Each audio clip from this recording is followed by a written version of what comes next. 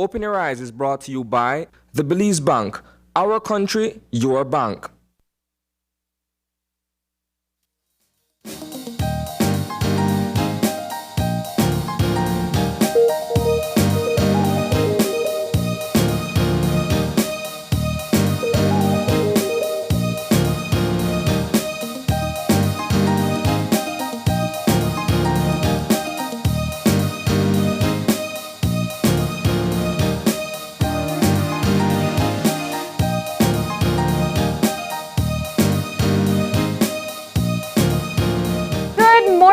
And welcome to Open Your Eyes. Start your morning right. I'm Marlene Cuellar. And I'm Gavin Courtney. And thank you for joining us this morning.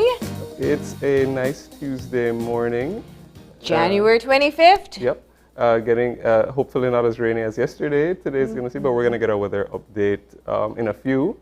But we do have some breaking news to announce right off the bat. That's right. So early this morning, I guess setting backdrop, we know that yesterday the most discussed topic has been the issue with Honorable Patrick Faber and the report that was filed against him by his fiancée, which was subsequently withdrawn, and the fallout of that politically for him.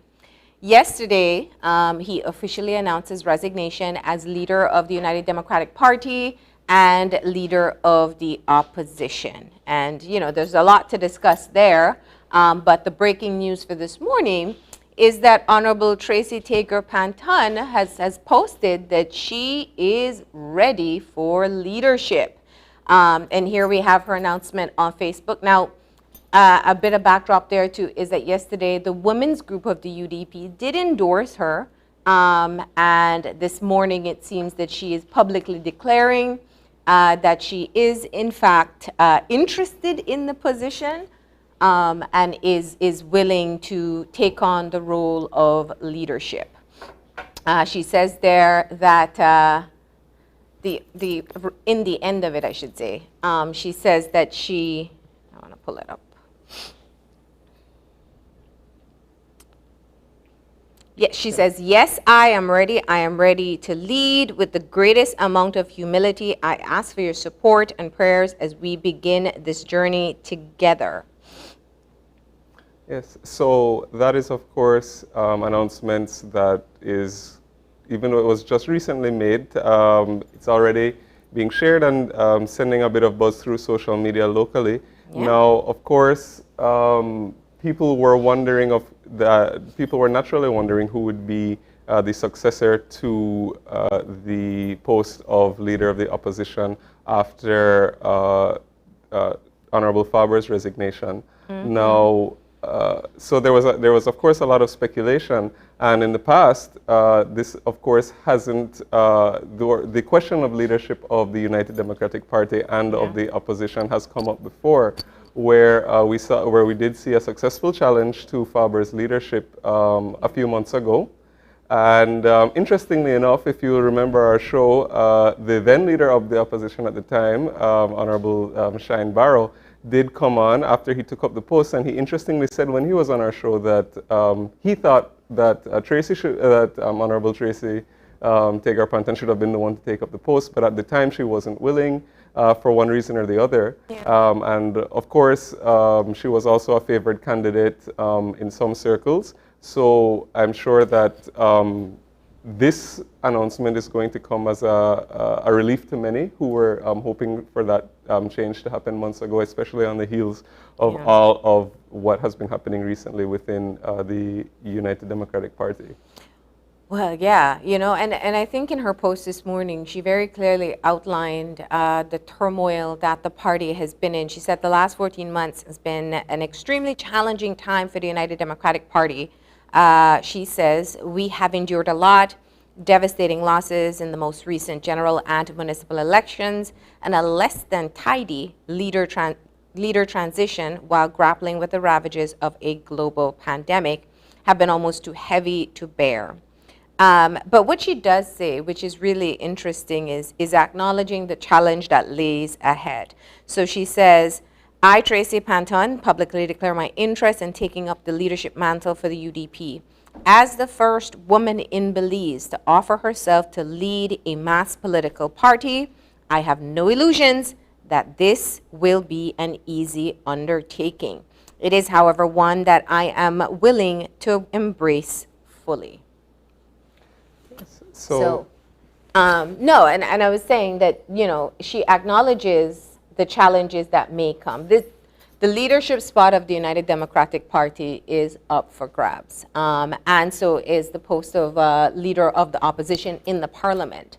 And you know, you mentioned what happened the last time when Honorable Shine Barrow did in fact take on that position, and how quickly they were able to turn it around and get Faber back in the spot. So now, you know, everyone is speculating to see that whether or not Shine Barrow will put himself forward for leadership once again, and where it will go from there. yes, and I think that one of the interesting things, if you look back at that time, people were wondering whether, on the heels of the recent allegations against Patrick Faber, whether he would resign in light of the fact that he did enjoy a good amount of support from within the party. Yeah. So of course people were speculating, you know, will he actually resign? Will he take a break? Because one of the interesting things that I found interesting, I should say, was that in the unofficial release that was making rounds on social media yesterday from Honorable Faber, the words that he said that he was, I think he, to paraphrase, I think he was saying to stepping down for now. So it of course made me think, you know, could there be, or it suggests actually, you know, there may be a return in the future, but at least for now we know what the facts are, yeah. That he has in fact resigned, and that at least the Honorable Tracy Panton is willing to take up the post of leadership. Yeah, yeah. Well, you know, let's talk a bit about that release yesterday. So it was originally scheduled to be an in-person, a live press conference. That was changed to a statement. The contents, or the basis of the contents of his prepared speech, was leaked before the video came out. And so in that, though, I know one of the things that I observed was that there was no apology. And that is interesting, because whether or not you admit guilt for what has taken place, and he clearly says that, you know, there is the statement, or a statement that is in circulation, and he says those facts are incorrect. But the apology for putting the party once again in that position, or being included in this mess once again, that wasn't there. It was basically saying, you know, that this has become a matter that has only led me to this point where I must resign as leader of the party and leader of the opposition. He still remains the representative for Colette. Yes, I absolutely, I agree, because that's something that I also noticed. Yeah. And it's especially, I mean, this is it's a difficult situation all around, and you know, at the end of the day, there's serious allegations, and this does hit, or I should say, the genesis of the whole thing. Mm-hmm. It's of a very serious nature, and it does have you know, effects not only, you know, for the persons involved directly, but also you know, the country, because of the importance of the post of leadership of the opposition, yeah. As well as, you know, just within you know, the United Democratic Party being the other mass party. So the goings on, you know, at the top are of course do affect, and especially when you consider the reason for the resignation. You would, you know, it's, for me at least, it's a bit, I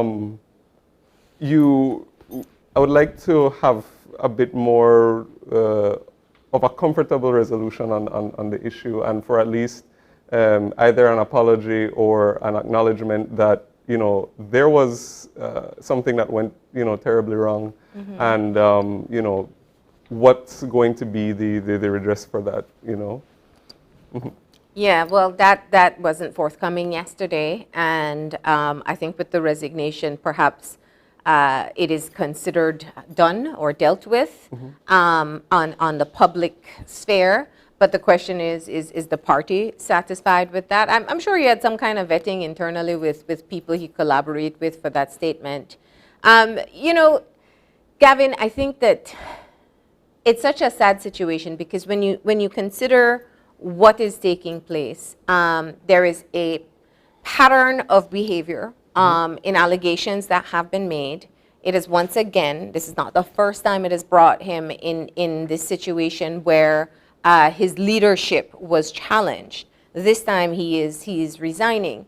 But I do feel that because of the political nature of it, and I said it yesterday, so I won't go down that whole path again, but we got to stay focused on the issue here. And the focus here is when we have cases of gender-based violence, how do we handle them in all levels? How do we as the public perceive them? How quickly are we to believe the victim? Yep. How quickly are we to respond to the victim?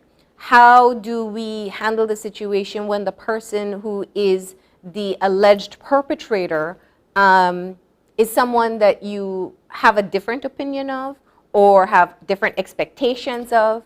I think for me that is really where I have been placing my focus, kind of just paying attention to how people respond, because clearly the United Democratic Party, the opposition, the country's opposition, doesn't want to be in this situation again. And it's almost like it's easier to save face, but they chose not to. They pressured and they put their releases out rather than talking about the core issue here. Yeah, and I think that it's, I like the word that you use when you spoke about a pattern. You know, the thing is, you're right to point out that this is not the first time that we've seen something like this, and you know, even just circling back to the conversation about the last challenge to his leadership, it arose because of the similar circumstances.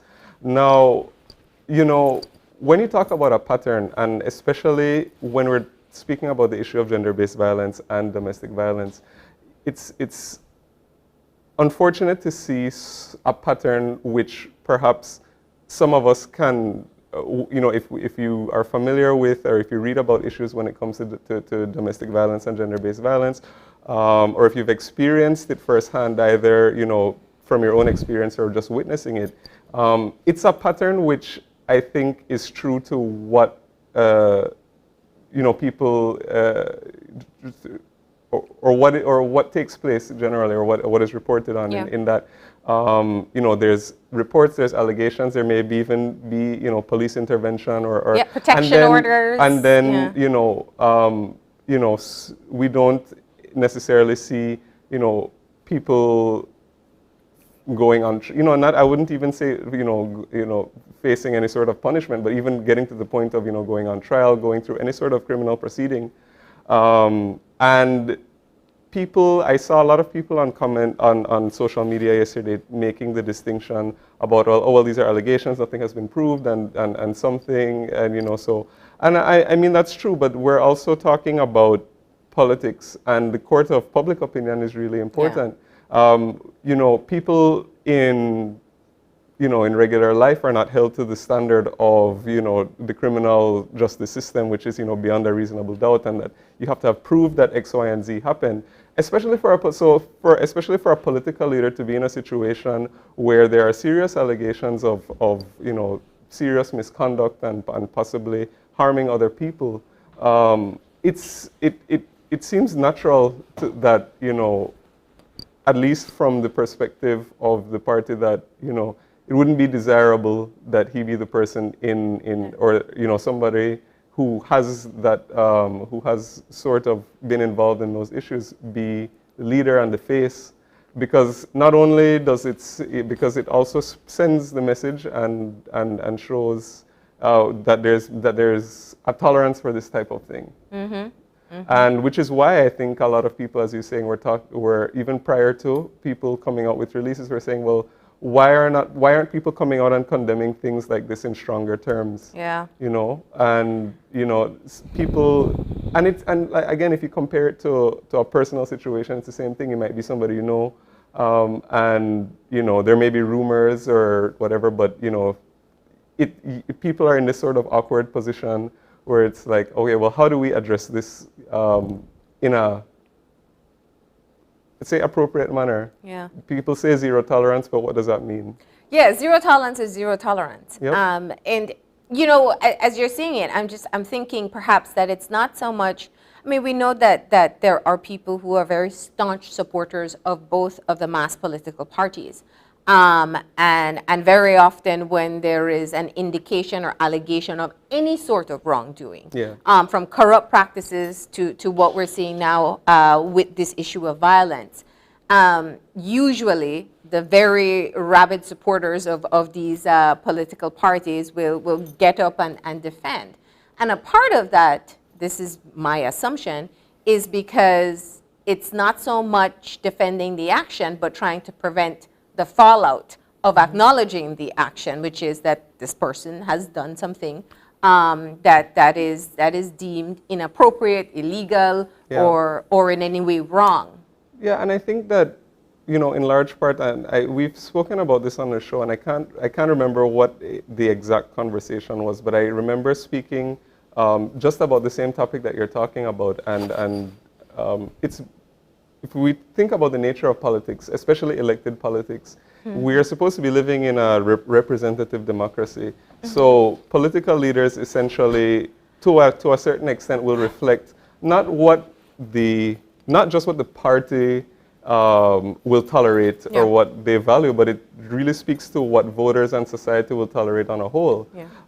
I think a lot of people in this situation were, and we saw it from, you know, the government, the PUP, certain members of the PUP, we saw certain members of the media, so and so, and also people from within the United Democratic Parties. I think the loudest voice initially was the chairman, the Honorable Michael Perifeet, who was calling outright for the leader's resignation, because I think the message is that we can't send a message that this should be tolerated or it can be swept under the rug, you know, because then it reflects that because even if the let's say the political leaders say that there's constituents, there's the party he represents, there's the whole country. So it's the question is, are we going to tolerate, what type of behavior are we going to tolerate when it comes to these type of issues? And as you said, corruption, you know, and in Belize traditionally, we've had a stomach for a lot. What's the common phrase? Blow over like a breeze? Yeah.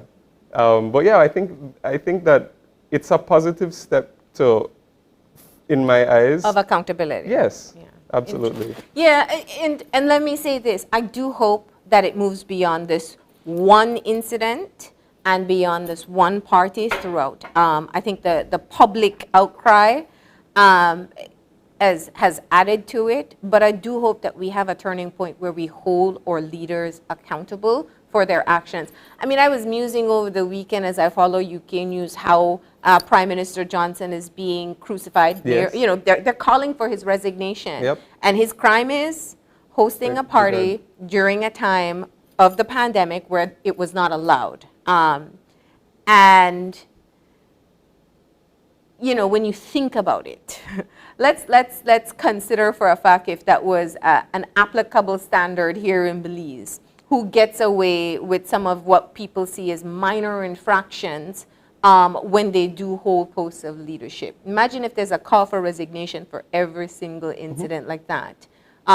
One, there would be, and I don't even want to say that it's that they would have more integrity, they would be forced to make decisions with more integrity because there would be consequences for action. So as I watched that over the weekend, I was just thinking, you know, let's kind of put these two issues on scale and look at the conversations around them. And it was really, you know, but we can get there. And so when I see, I like what you said, that this is perhaps one incident that we can use as a marker to say we can move in that direction where there is a no tolerance policy.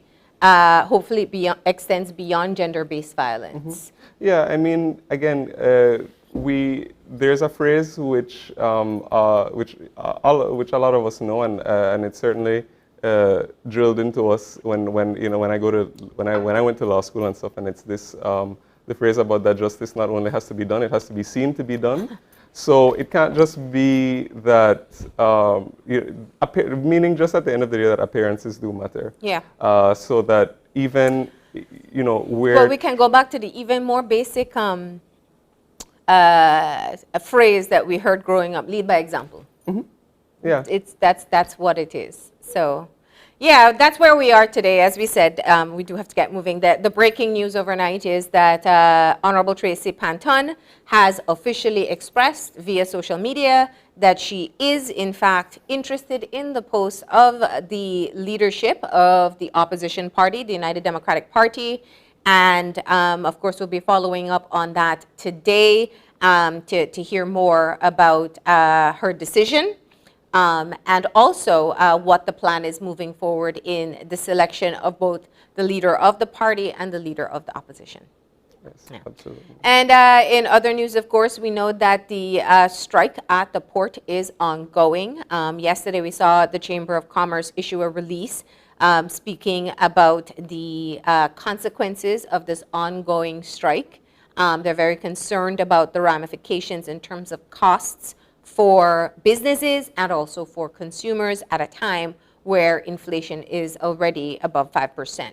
Absolutely. It is, of course, a very pressing issue, and we also we also had reports coming out of the Department of Customs that as a result of the strike, there's already a backlog of containers numbering roughly almost 500 or around that area. Yeah. And when we think about this in the context of the already rising price of goods that has been caused by the global pandemic, you know, this is not some. So there's a whole big global problem already happening. Yeah. With supply chain problems and shipping delays, which has already driven up the prices of certain goods, which has already been reflected in a lot of the local prices. Yeah. Now this happened. Now this is piling on top of that, making the situation even more tense locally, considering that we're dependent on the work of the port and of the stevedores in order to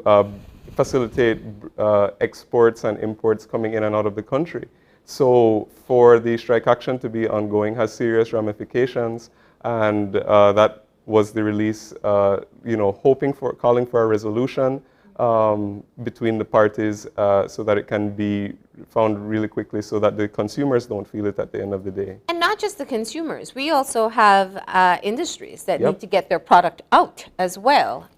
So I know that the ramifications for this, I mean, it's gravely concerning, one, and they are considered essential workers as well. So I think moving forward today is perhaps looking at whether or not they will be able to sit at the table and find a resolution, or how do they keep the business moving during this time. So the backlog of incoming cargo, so our imports that are sitting there, but also what we need to get out. Yeah.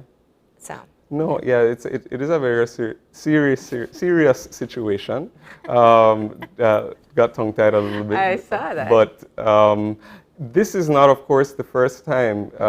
There's again been a history of some contentious issues being played out at the port, and of course, this issue itself, I should say, is nothing new. It's been over the past few months. People. Over the issue, or the largest issue, is the movement of the shipping of sugar from the port to the Big Creek port down south. And of course, the stevedores and workers want some form of compensation for the loss of the revenue that they'll be receiving. And there's been a sort of impasse as to how exactly they'll resolve that issue. There's also some other issues which were brewing. But at the end of the day, a resolution is what's needed for the benefit of all, really. Yeah, that's right. So that's two of the big issues happening today. But we also have some positive news to share this morning. Our good friend, we call him a good friend here, because when you come in on set and you break our chairs and spill our coffee, it means that you're pretty familiar with us, right? So, of course, journalist Candice Gibson, who We have followed his career over the past few years. His move from ABC World News Now to MSNBC is now closer to home. He's in South Florida, and he is now working with CBS Miami. Yesterday was his first day on the job, and so we have a little clip here where he talks about being from Belize. And I know, you remember how many times we drilled him on his Creole? Oh, yeah. Well, he tested out his Creole on live TV yesterday, so let's check that out.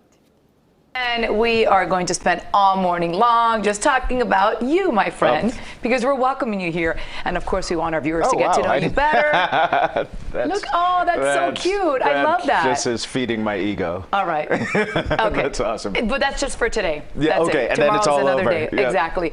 But of course, we'll be asking you questions so our folks at home can get to know you better. And and what a better way than to ask you, correct? Okay, so first and foremost, where are you from? I was born in Belize, in Central America, of course. Just a quick 2-hour flight from here, and but I moved here from New York City, which is where I immigrated to when I was a young kid. Look, from way back then. But Belize, of course, has a huge community here in South Florida as well. Yeah. So a little Caribbean in you. So, a lot of Caribbean. The accent come out once in a while. You'll feel just at home here, just at home. Well, we're so happy to have you, and we'll be asking you questions throughout the show, so everyone at home can get to know exactly what a great person you are. You ready for it? We'll see. I'm nervous about it. We're starting simple. We're starting simple. I'm nervous about it. Okay. Well, also. I don't know, Gav. We got to give him some more Creole lessons when he comes back. Yeah, but like now that he's in Miami, there's a lot of there's a lot of Belizeans and a lot of other Caribbean people there. So maybe the accent will get a bit more authentic. He'll go back to his roots. But of course, we want to say congrats to Candice. He's of course a great friend of our show. He's been a guest several times, and he's always shown a lot of love to Open Your Eyes. So we want to wish him all the best and very good luck in his new position at CBS Miami. That's right. Okay, with that, we got to get moving into our show for today. And we got our eye opener coming up, some motivation to get you started. And our eye opener, taken from dailyom.com, goes like this. When we approach children with the awareness that they can teach us, we automatically become more present ourselves. As grown-ups, we often approach children with ideas about what we can teach them about this life to which they have so recently arrived. It's true that we have important information to convey, but children are here to teach us just as much as we are here to teach them. They're so new to the world and far less burdened with preconceived notions about the people, situations, and objects they encounter. They do not avoid people on the basis of appearance, nor do they regard shoes as having only one function. They live their lives fully immersed in the present moment, seeing everything with the open-mindedness born of unknowing. This enables them to inhabit a state of spontaneity, curiosity, and pure excitement about the world that we as adults have a hard time assessing. Since we must also embody the role of loving guide to our children, they teach us how to transition gracefully from following to leading and back again. In doing so, we learn to dance with our children in the present moment, shifting and adjusting as we direct the flow from pretending to be kittens wearing shoes on our heads to making sure everyone is fed and bathed. I really do like that eye-opener, and I think it does send us an important message. I think that just the beginning where you're talking about approaching children with sort of their own curiosity, I think it also it's good to remind us of our own inner child.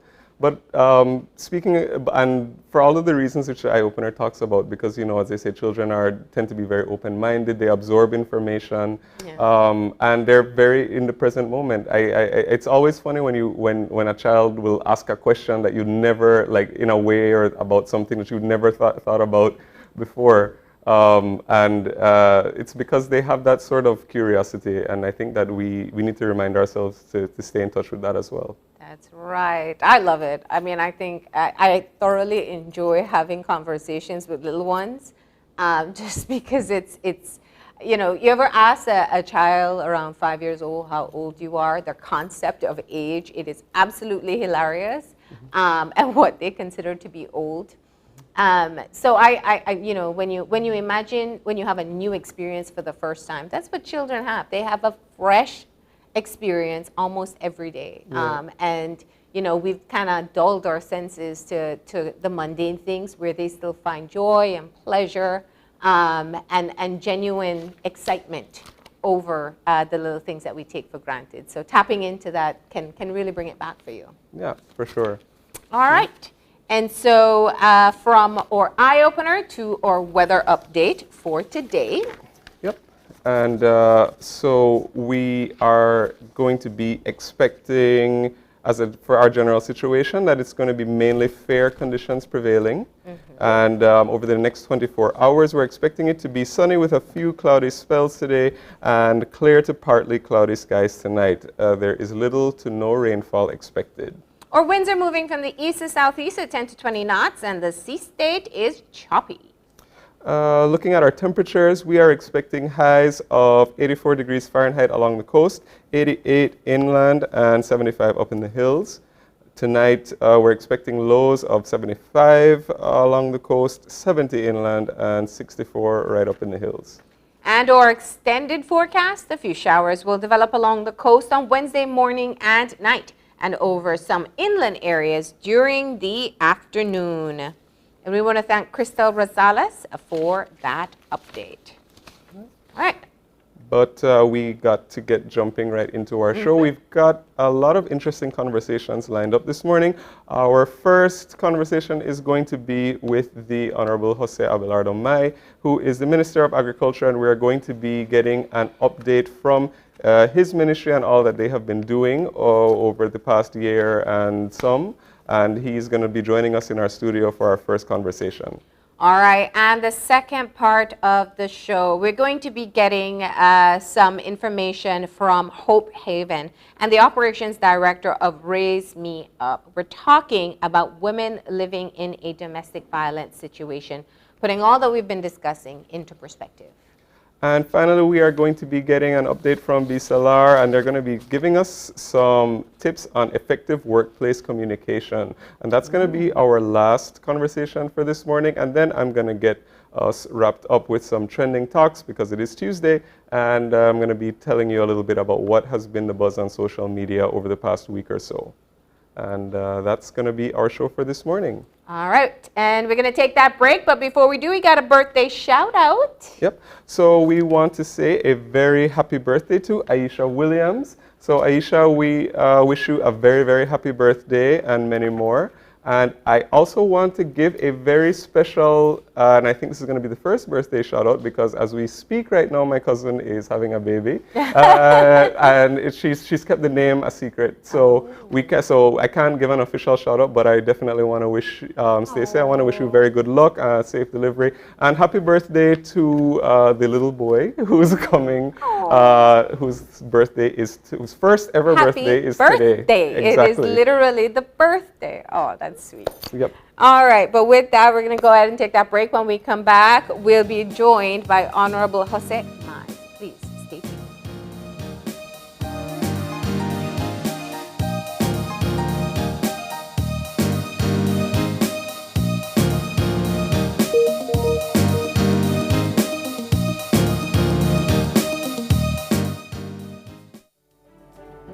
We have been a partner with Smart for over 10 plus years. We have a full Smart plan we use as our major driver for our business. We have a service that rolls over in that if you call one and it is busy, it rolls over to the next line. So once you call us, you can get us at any time. Before we got this Smart service, we were paying upwards of nearly $2,000 in phone bills. Since we've had our Smart service, we pay an average about $600. So we've had tremendous saving, more than 50%. For the businesses, if you want to save money, switch to Smart because it is far more cost effective and the service is excellent. Smart continues to be innovative in bringing new technology and meaningful savings during these challenging times to businesses across Belize. Sign up for our VoIP technology or broadband packages and save more. It's almost lunchtime and Alice is getting hungry and forgot to bring cash. She remembers that eCash now has a geolocation feature in which she can easily view the eCash merchants near her, especially restaurants. Her co-workers also ask her to order food for them. Chicken chow mein, please, and a Coke. The merchant sends her the payment link. She taps confirm, and within a few minutes, her food is delivered. Alice then views her transaction history and taps on the transaction recently made. Then taps the split the bill button where she selects the unevenly option and moves the bar to the desired amount per person. The request is then sent to her friends. Her colleagues accept the request and are ready to enjoy their meals. Geolocation and splitting the bill via eCash make Alice's life a whole lot easier.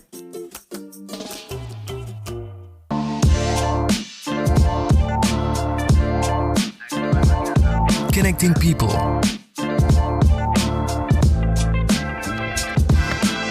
Creating memories. Hey guys, so here we are at the Glaze Out Kitchen. I just prepared this amazing broccoli. Sharing a smile. Next Gen, the ultimate digital experience.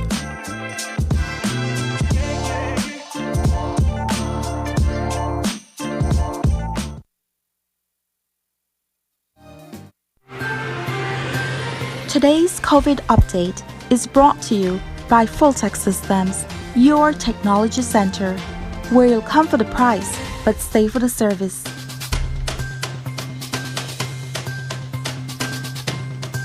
And we are back. And if you're joining us right now, we're getting our first conversation for this morning started. And as we mentioned before the break, we are going to be getting an update from the Honorable Minister Jose Abelardo Mai, who is the Minister of Agriculture, Food Security and Enterprise. And Minister Mai is joining us via Zoom this morning. Good morning, Minister. Good morning, Gavin. Good morning, Marlene. It's a pleasure to be with you once again. And it's a pleasure to have you on our show again. The Ministry of Agriculture, of course, has been well, there's been a lot going on in the ministry over the past few months. As we start a new year in January, what are some of, what's one of the most exciting projects coming out of the ministry as we start 2022? Well, 2022 will reveal to everyone, to the nation, that I believe we have become, I think, the victims of our own success. Why I say this is because the seasonal crops are now coming into harvest. We have carrots being harvested right now. We have onions and potatoes. These three commodities which we consider seasonal. The previous year, we implemented new policies. We tried to control importation. We controlled to a great extent the contraband, the illegal entry of these seasonal crops. And we managed to boost the confidence in the farmers. So the farmers started to produce more as a result of our policies. They started to produce more. We have maybe 100% increase in carrot production. Potatoes was planted out initially in large amounts, larger than last year, but we're having a problem with the disease. So we may see a shortfall in potato production. Onions looking very good. We have an increase over last year. But what is important for us is that as we are commencing the harvest of these commodities, we are in the process of setting up cold storage facilities for these farmers. We like to thank the Japanese government, people of Japan, and the ambassador and their staff in Belize for being so kind and helpful to us. Last year, when they visited us, we explained to them that we could extend our season if we were only able to facilitate the farmers with cold storage facilities. They went out to the fields with us, they visited, and they saw that our request was justified, and they came back a couple of weeks after and said, we will provide to you 4 containers and refrigerating equipment. So that right now is being installed at Central Farm. We will deploy them to the districts where it is more, in locations where it is economic to run the cold storages. If we manage to do this well, we can store a substantial amount of the production. The 4 containers are 40-foot containers, which JICA, Japanese organization, gave us, but we are also complementing that with marketing board's own investment in cold storage facilities for the farmers. So I think that we are on a very good start for 2022. Okay. Let's take a moment to look at some of the challenges of recent. And by the way, I do want to say, we're happy to see you well. We know you just recovered from COVID-19.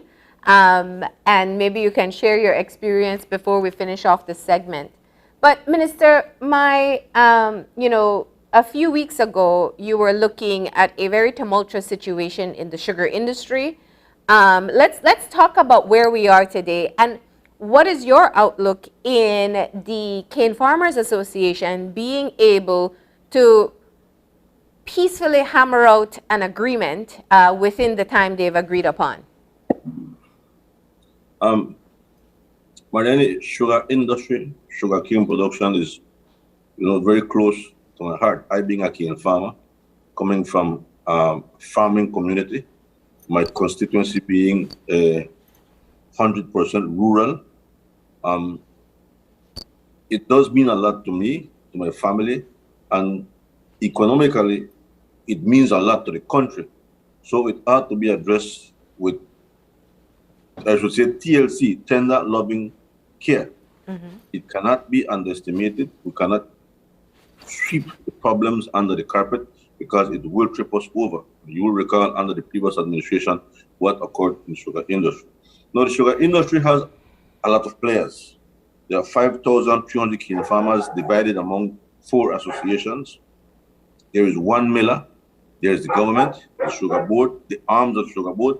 And now recently, there's a new sugar mill in the Cayo district. There is also another association in the Cayo district and a number of farmers, large cane farmers. So it is a complex situation. Now, when you have the sugar industry regulated by a 40-year Sugar Industry Act, that says a lot. When you have a sugar industry being run with a 50-year-old type model, it says a lot. It means that we have to modernize the sugar industry. We have to upgrade the arrangements between the farmers and the miller. I mean, what used to work for us 50 years ago will no longer work for us today. I mean, markets have changed, market trends have changed. The ease of doing business has changed. Markets have shifted. Preferential markets have disappeared. The costs have increased. Climate change is here, contributing to many of the bad things that had happened in the industry. So we have a lot to deal with in the sugar industry. Now, there are some who believe that there is no place for a small cane farmer in Belize. Well, I am of the different view. Many small cane farmers are not only cane farmers, they are teachers, they are the security guard at the store, they are employed with the government as public servants. Some have another job, many have another job, because you cannot depend only on sugarcane. So sugarcane is something that goes more than just a farm. It is more than a hobby. People have it. Some people have it a hobby. They love being a cane farmer. They like being called a cane farmer. Others depend on this entirely for source of income and for employment. So a cane farmer is also a cane cutter. A cane farmer is also a truck driver. And a cane farmer is also a loader operator. So it means a lot, and it has to be addressed the right way. Now, there are some who believe, unlike the multinationals who believe, oh, they're businessmen. Well, no cane farmer, I believe, is in this hard job because he loves to work hard. Cane farmers are businessmen too. That is how they generate money to feed their family, to pay tuition, to pay the bills, and to maintain their fields. So they are businessmen, except that they operate at a different level. So everybody has to be treated as a businessman in today's world. Nobody works hard because they love to work hard, for work hard sake. They're in this for the money they can make, for the profit that they can make. Yeah. So I am hopeful. And after so much deliberation, so much argument, so much discussion with the sugar industries amongst our colleagues in cabinet, amongst the Northern Caucus members, along with the area representatives in the North, including the politician, my good friend, Hugo Pat, who happens to be a cane farmer. After so much discussion, I believe that at the end of this crap, we will have a new agreement. And to have a new agreement means that some compromise has to be made on both sides. On both sides. The farmers have a legitimate reason to be requesting certain things. And BSI, as a business company, also has legitimate reasons for saying, you know, I need to stay alive in this industry. And if I make certain decisions, I may not be able to survive. So we have to listen to both sides. And at the end of the day, both must be fair to each other.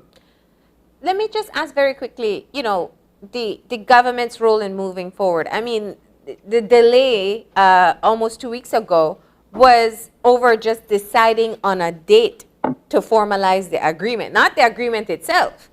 And we've already heard positions from both sides where they seem fairly firm in what they're willing to negotiate at this time. So it's not a great, I mean, if we use that as an example, it's not a great precursor for what's ahead with the agreement. What's the role of the government in mediating if it's already understood that they have very different opinions as to what need to be in the agreement? Well, what we have proposed to the cane farmers and to the industry is that the government is prepared to facilitate a negotiator, let's say a broker, that knows the industry, understands the industry, is cognizant of the facts occurring within the sugar mill, because a cane farmer is a cane farmer.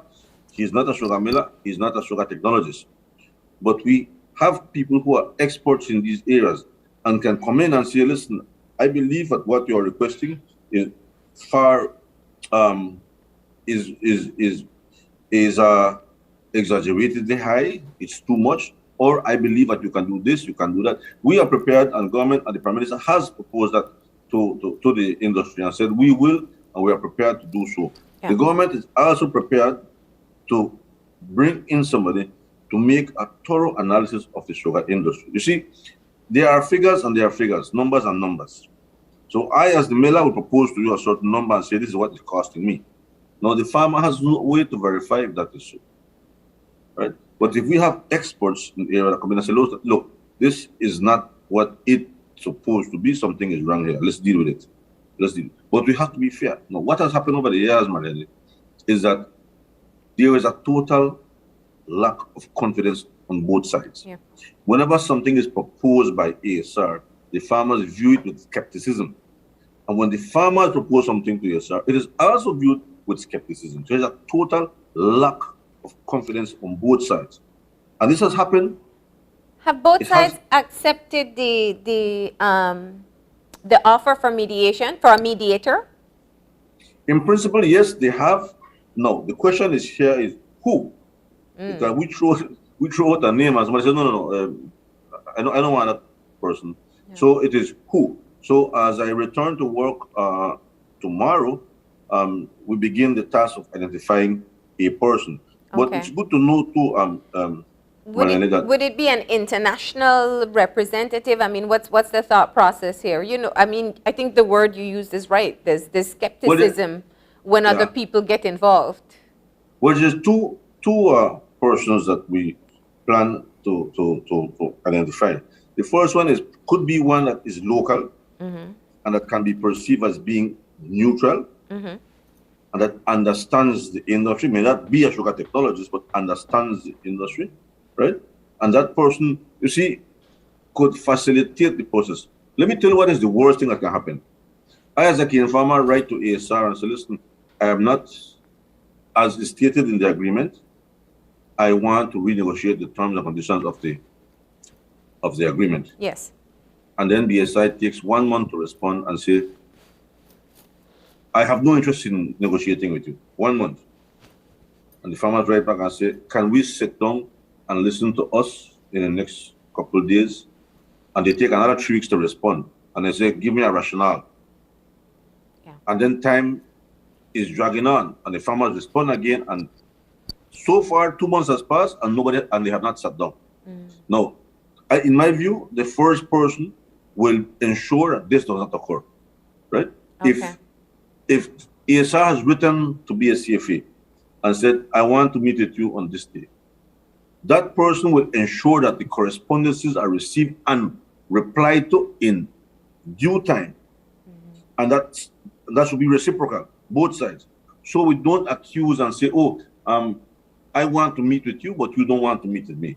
Yeah. Or I want to meet with you at my facility at Toa Hill, and you are saying, no, I want to meet with you at Gala Lounge. And these are all delay tactics on both sides. We cannot continue to delay the tactics, delay the process. We have to begin now if we are to have an agreement by the end of the crop. So both sides have to understand that. So that person will come in and facilitate that. Yeah. That, among other things, in my view. Now, we have to develop right now which our person that deals is working out on the terms of reference for this person. Now, identifying the other person that will come in and do an analysis of the sugar industry.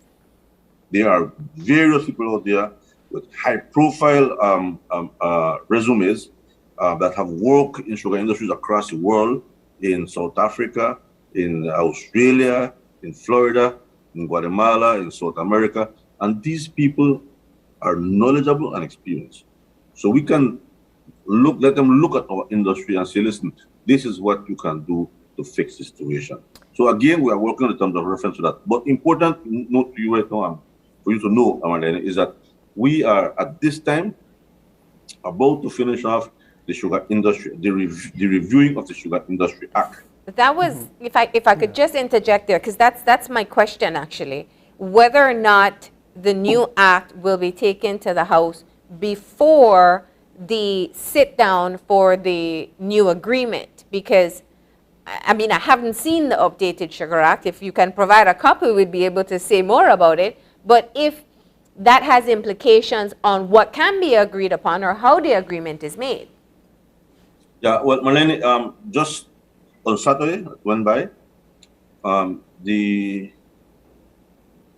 individual responsible in the Ministry of Agriculture to deal with sugar industry made a presentation of the draft to the members of the ministers of the North.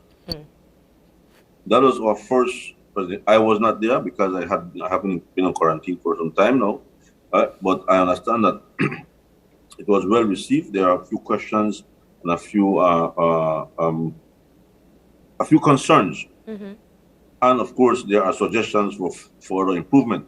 But this again has to be circulated to all the stakeholders. Everybody has to know what's going on.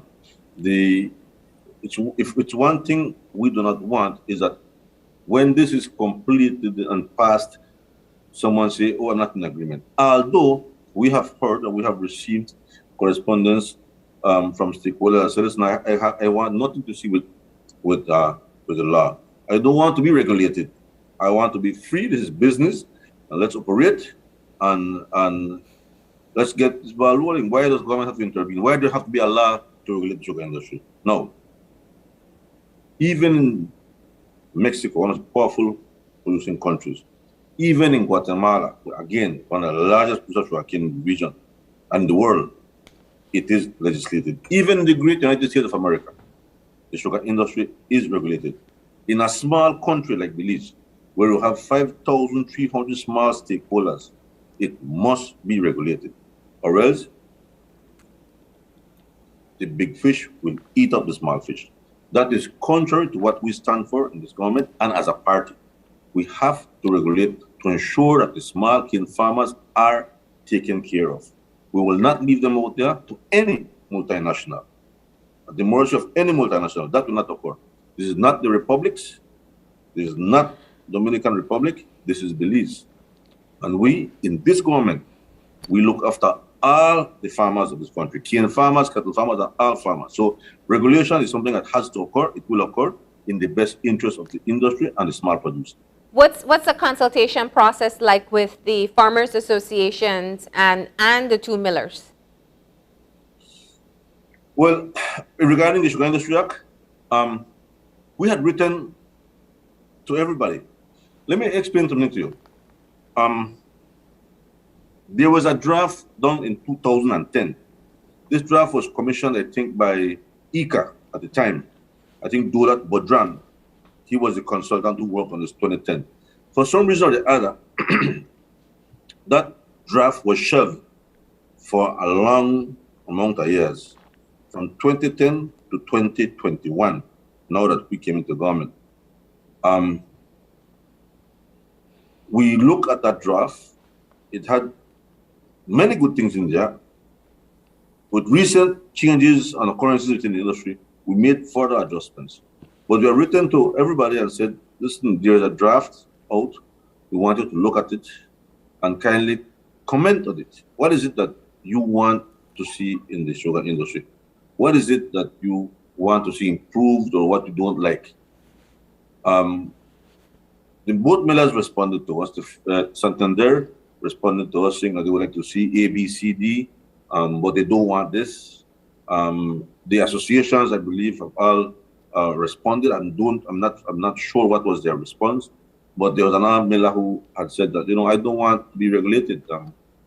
As a matter of fact, the time that you've given me to review this is too short. It's only so many amount of days, so we want an extension. We did extend for a large amount of time, and then the response was that, listen, I don't want to be legislated. I don't want to be regulated. I want to be free. This is business, and let the private sector deal with the private sector. Yeah. We cannot consider that, of course, but we do appreciate their input in this. So there will be consultation with them. They will see this Sugar Industry Act. They will see it, and they will have their time to say what is that they want or want not. Same with associations. So it is something that is ongoing. Yeah. It is ongoing, and let's see how that works out. What's the time frame? When do you expect the act to be taken to the House? Estimated. I suspect that it can be done by the end of March. Okay. All right, Minister, I do want to move on to some other issues. While that alone is something that can take up all our time, we know, the bounce back from the economy, as I know they're still finalizing the figures, two industries have really been able to help. Tourism and the return of tourists at a faster rate than was expected, and agriculture. My question is, with the reopening of the borders, with the resumption of the contraband practice that we know, do you think that the growth that we've seen in agriculture is sustainable? I hope it would. I really hope it would. And my concern is just that too. The level of contraband and the level of the amount of money that will leave the country to our neighboring countries. But we must be real. Mm-hmm. We cannot lock down ourselves forever. So what needs to be done is to put measures in place to mitigate the effects of contraband or to reduce the illegal entry of goods. When I say illegal, it's without paying their duties and their taxes. Mm-hmm. That is my concern. Yeah. We have a lot to do. We are right now looking at, from our side, our units that deal with the importation of goods. We have, for example, Baja has the quarantine unit. We have heard horrible stories that occur, and that many goods are coming to the country without paying their tariffs or their taxes. And I am very disturbed when I hear that Baja, who is under my ministry, quarantine department, is being accused of these things. We've had more than 2 incidences where we have actually found out that the officers allowed certain things to come in illegally. And that has not gone unseen. It is still on the table for discussion, and it's still on the table for us to take measures.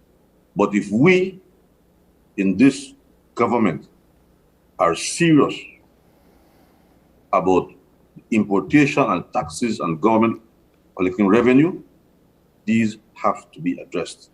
And I have spoken to my CEO, I've spoken to the managing director of Baja, and we begin to work on that immediately. Now, the biggest revenue generator for Baja is the quarantine department. I am of belief that if we put ourselves to the task and do things correctly, Baja can generate more. Now, it's not to say that we will bleed the public, but we are governed by a law, and there are regulations, and that we must charge certain taxes for certain goods. If the officers do collect and do not provide a receipt, that cannot be the order of the day. And that has to be addressed. Now, we have customs, we have supplies control, we have Baja, we have other line departments which can help with this.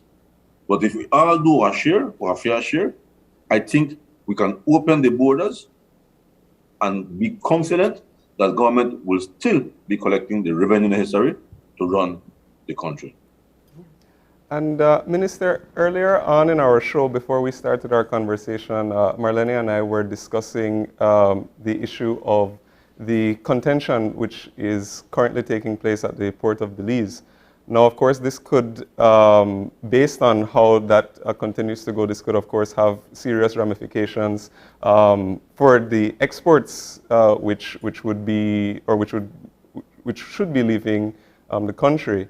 The Belize Chamber of Commerce and Industry did issue a release talking, seeking, for a quick resolution of that situation, and they also cited the backlog of containers, at least for incoming goods. Has there been any effects that you have seen within your industry in terms of the exports? And what is your view of that issue, and how, from the government's perspective, you hope to see a resolution? Well, I don't know if it's fortunately or unfortunately, but it has not affected the export of goods from Belize, agriculture goods. To be honest, there is very few agriculture goods that are exported, except my manufactured, which is sugar and a few other goods. So I don't know if that's fortunate or unfortunate. I wish, though, that we could have our ports filled with containers leaving this country with agriculture goods. It's not the case, sorry to say. If papaya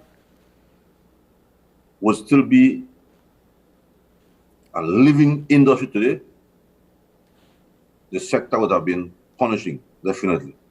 Because papaya is a perishable. It cannot stand at the port for 1 week or 1 week and a half until a standoff like this is resolved. So, and the sugar that's leaving the country now, I believe, is going through Big Creek, bulk sugar. I think some bag sugar is going through the port. But again, that's not a perishable, so you can stay in the bag for a month. Of course, you have the commitments out there, that you have to supply your consumers out there, your customers out there.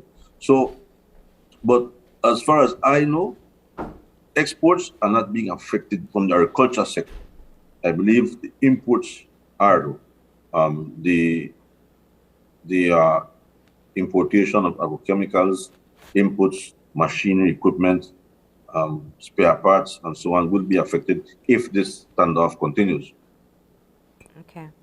And if I could just, I mean, that's one issue. I wanted to touch on another one. I believe it was the end of last year in the cabinet brief. There was concern raised about the increased cost of living, and your ministry was in fact instructed to look into things that could be affecting that. We know that the cost of goods has gone up astronomically for many persons, and it's not standardized. Let's talk about what your ministry is doing in looking at this issue. We haven't heard much from the Belize Bureau of Standards or what's happening in monitoring prices across the country. Yeah, actually, Marlene, we did, when that came up, we did follow up that exercise. Our supplies control unit went out to the city and they did random sampling. And that report was presented to cabinet with a cabinet paper saying that certain things could have been done. At the same time... So there is price gouging? Oh, absolutely there is. But to a great extent, the cost of goods have gone up tremendously. There was one example, for example, corned beef coming out of Brazil. The one leg of the journey from Brazil to Florida was excessively high, and from Miami to Belize was somewhat lower. But when that price arrived in the stores, it was priced at more than 25% profit. I think it was like at 45% profit. So when you combine the cost, the acquisition cost, the transport cost, and the gouging, the corned beef was at a price, I think, that has never been seen before. However, in cabinet, we, after discussing the part of the document, Minister Kanye and I were to sit down because he was looking at the bigger picture at the input duties and so on, right? And so we had decided that we will sit down and look at, combine both cabinet papers to come up with something, one cabinet paper to implement. That was just before I got infected with COVID and had to stay with the cabinet. This is my second cabinet that I'm missing today. But we need to... If I could just get a question in there on the same thought, though, before you move forward. What about issues like consumer protection? Because I think that's where there is a rising cost of goods, but people are able to identify where, just as you outline, that the profit margin that is added in some stores is very different and exorbitant compared to others.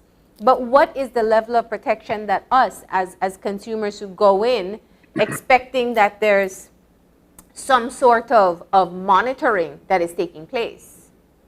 Marlene, we don't have the staff, we don't have the human capacity to do that. But in the cabinet paper, we had proposed that we let the consumers protect or police these stores. We had, well, in the cabinet paper, we had suggested that you walk into a store and you see a price of a good that is elevated above what it's supposed to be. You call a hotline and immediately people go, or staff goes, look at it and issue tickets. We were discussing about issuing tickets to the shop owners, right? And tickets and closing down the business until that ticket is paid. And that business would then be also advertised in the newspapers or in the media so that people know that these people are gouging. Now, we believe that if you do 5-6 stores in Belize City like this, nobody wants a store closed because they're gouging. Everybody would know that they're gouging. So the consumers would not go to those stores to buy because they know that they're gouging. So again, that was all in the content of the cabinet paper, which we will bring back next week in cabinet for us to implement. I will meet this week with Minister Kanye and the other ministers, and we will make adjustments to that cabinet paper and bring it back for cabinet's approval. But that has to be done. It is important because shop owners are just taking advantage of a situation. We all know that the cost of goods, according to goods, went up. We all know that the cost of transportation went up. But gouging then is something that is not needed. It's not needed. So we can definitely have to address that matter next week. Well, we do look forward to hearing the result of that presentation at Cabinet and see where it goes from there. We are completely out of time, but if you could just tell us very quickly, we know that, as you said, you come out of quarantine tomorrow officially. You did contract COVID-19. Anything you'd like to share about your experience or warning to others to avoid or to continue with their safety practices? Well, one thing I will tell you, Marlene, thank God for the vaccines.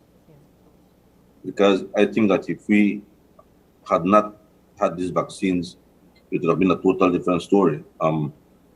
Especially people that are in some way or other compromised or have underlying conditions. I, for one, have suffered pneumonia twice. And so my condition was very scary because having contracted pneumonia, your lungs never come back to what it was before. And so I was very worried about it.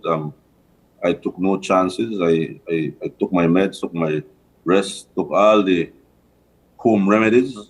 The house was smelling like, I don't know, like what? All kind of herbs were being cooked at home for my speedy recovery. I feel very well right now, a little stuffy, a little itchy throat, but generally I'm feeling very well. And I encourage every single body to take the vaccines. We cannot underplay this disease. I am told that this new variant is a lot less weaker, that is the correct term. I'm not sure it is, but the Delta was much more dangerous. But whatever it is, there are people right now intubated in the medical facilities. There are people that have died yesterday, I think.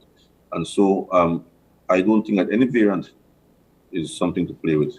So I encourage every single body to get their vaccine. I'm fully vaccinated with my booster, but I still underwent some scary moments.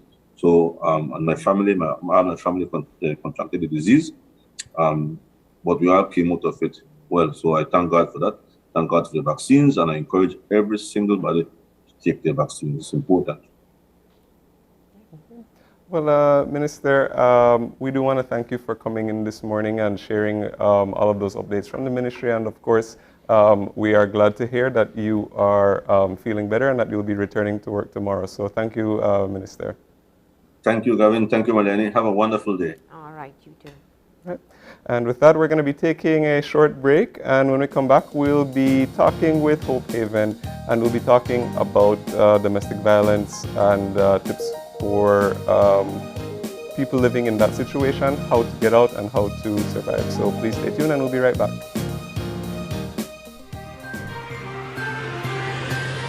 This COVID update was brought to you by Fulltech Systems, your technology center, where you'll come for the price, but stay for the service.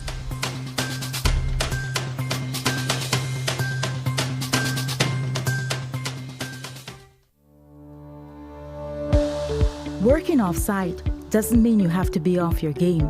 Studies have shown that simply adding a keyboard and mouse to your laptop increases productivity by 26%. Add a monitor and you'll be 35% more productive. Add At Fulltech Systems, we have what you need to enhance your remote work or e-learning experience. With devices such as headsets, video conferencing monitors, webcams, keyboards, mice, docking stations, all with the brands you trust. Keep connected with collaboration tools like Microsoft 365 Suite and Kaspersky and perform efficiently no matter where you are. Fulltech Systems, your technology center, where you'll come for the price, but stay for the service.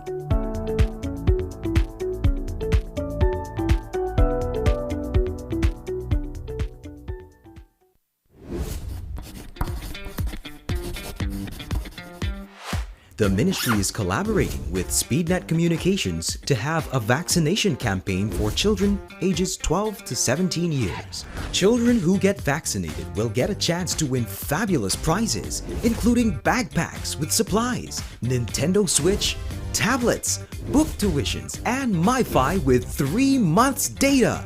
Only children 12 to 17 years old can participate in this Smart and Ministry of Health and Wellness raffle. At vaccination sites, each vaccinated child, upon being vaccinated, will receive a ticket to place their name, age, date of birth, BHIS number, and contact information on, which will be filled out by a parent or legal guardian. The sooner a person vaccinates, the more chances he or she will have to win. Get vaccinated, Belize! Vaccination saves lives.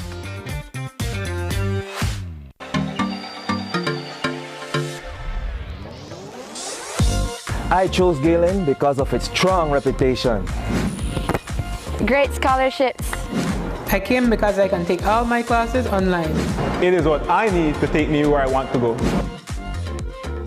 To learn more about our various programs, visit our website at www.galen.edu.bz or email us at admissions@galen.edu.bz. And come soar with the Galen Eagles. If you're looking for low-cost television advertising, have we got a deal for you? Advertise on Channel 5's Daily Classifieds. Channel 5's Daily Classifieds is one of the most effective methods for introducing yourself and your business to the community. Use our Daily Classifieds to recruit employees, promote specials, promote your products or services, promote a business opportunity, increase traffic to your website, and advertise items you have for sale. Let us help you save valuable time and money. Call us today at 223-0146 or visit us at our offices on Pony Drive to discuss how we can help your business grow affordably. Channel 5's Daily Classifieds. Advertise today.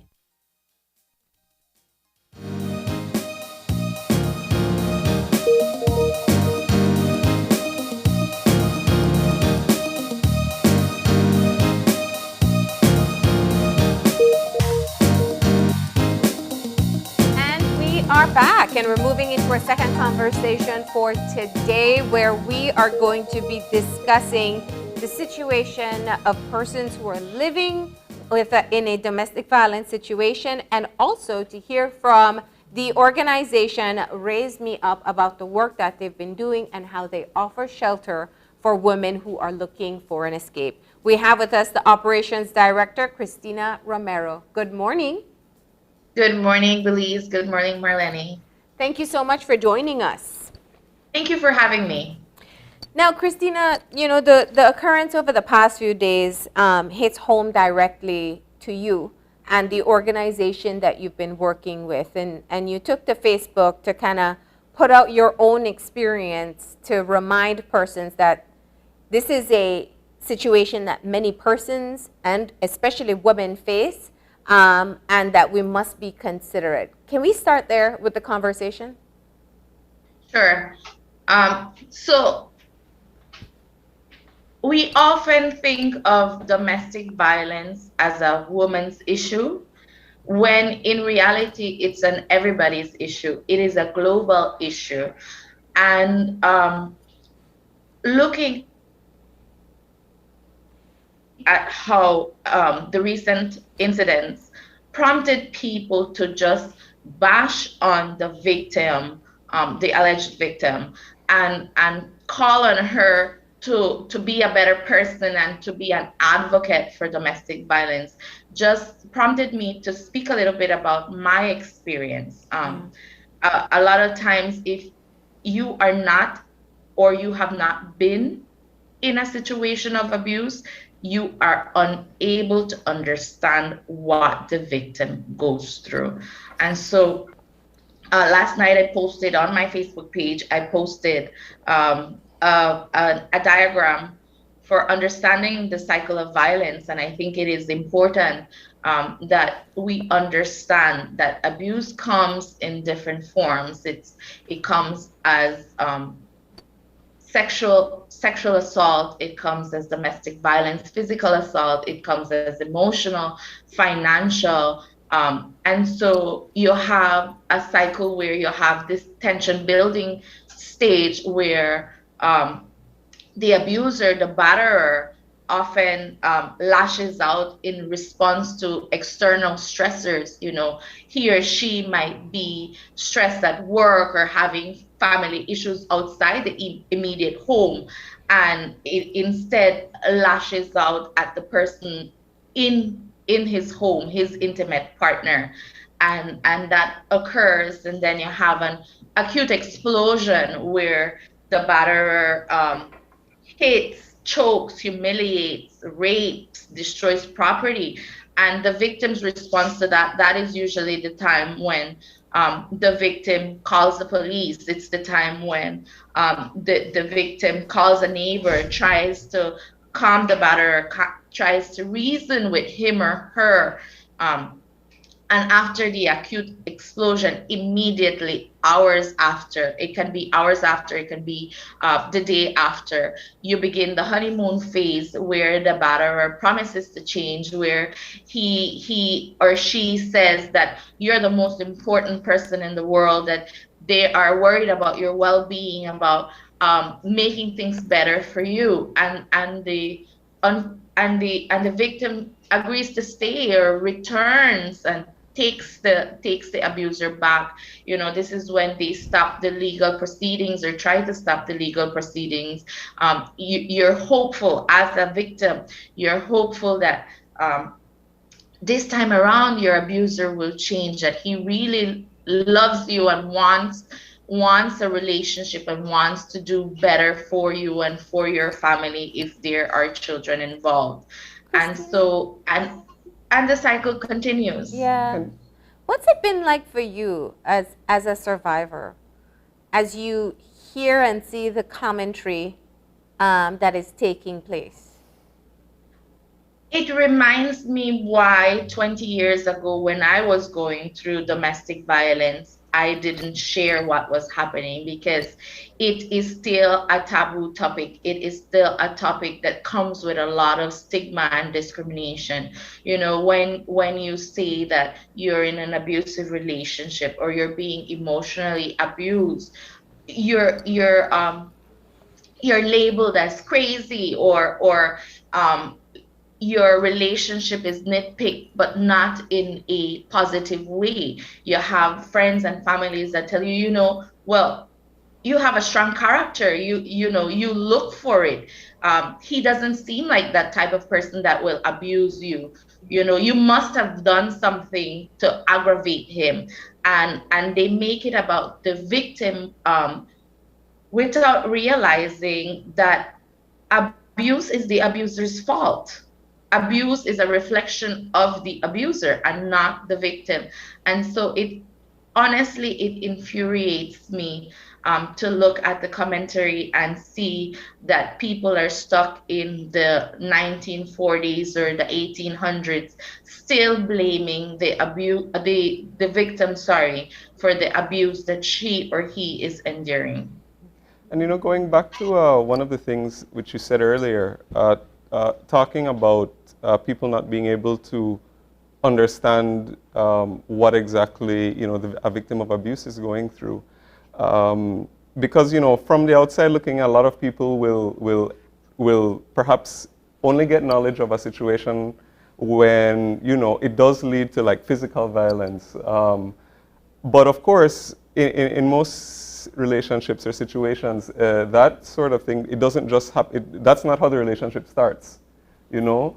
Can you talk a little bit about what occurs that allows the, you know, what occurs in a relationship from the beginning to the point where which allows the victim to be in that situation where either, you know, they don't feel like they can leave, or what leads up to that situation where a person then will, let's say, want to remain or feel like they can't leave then. What are the patterns that people should recognize that these are the symptoms then of what might become a domestic abuse or an abusive relationship? So unhealthy relationships occur in all types of relationships. There is manipulation and abuse and control even in friendships. And so at Hope Haven, we have a program called Teen Dating Abuse, where we engage both teenage girls and boys and teach them about the red flags in unhealthy relationships. And one of there is no such thing as symptoms of an abusive relationship, but there are red flags that can indicate that the relationship might become emotionally or physically abusive. And some of these are controlling nature. You know, you're young, you have a boyfriend or you have a girlfriend, and they tell you you're not supposed to hang around with this person. That in itself is a red flag, because they are already trying to control your social group. Or I don't want you to go out wearing a mini skirt because I don't want other people looking at you. That is another way of controlling your intimate partner. You have emotional abuse, psychological abuse, where the abuser not only threatens you, but they humiliate you and they bring you down and they make you feel as if you're not worthy of anyone else's attention. In my case, I was a very young mother of two. I married at the age of 18, and I had two children. And my now ex-husband, he would start with just grabbing my arm when we were in public and he didn't like something that I said or something that I did. He would, you know, grab my arm a little bit tighter so that people don't realize what he's doing, or he would come and whisper something in my ear, which is a classic sign of abuse. You know, they come and they tell you something to change your behavior. Yes, a threat for later, or what to do at a given time. And so then you get upset, and I would call him out on it, and you know, he would bring roses, or he would buy a gift the following day, or take me out to dinner. And like I said in my post,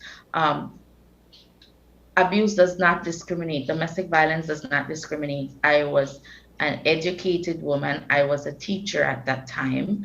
I was independent because the house we were living in belonged to me, and I still went through abuse. So it does not discriminate. It's not that I did not know my worth. It's not that I was not able to fend for myself. It's that he had gotten control of me, that I felt that I was in a situation that I couldn't leave, that I didn't have a support system to say, okay, you don't have to be living this way. You know, you and your children deserve to be safe. It wasn't until one day he was triggered because I made a call to my mother, and he started choking me, that I said enough is enough. But I had tried to leave multiple times, and I always found myself going back to him. And so statistics shows that a woman will make 7 attempts to leave an abuser, before actually ending the relationship permanently. 7 times. Yeah. And what does it take? Because I find this to be a hard part for people to connect with. How difficult is it to come forward and admit that you were in fact a victim of domestic violence or gender-based violence? Well, my abuse, in my case, my abuse took, I suffered in silence for about 3 years.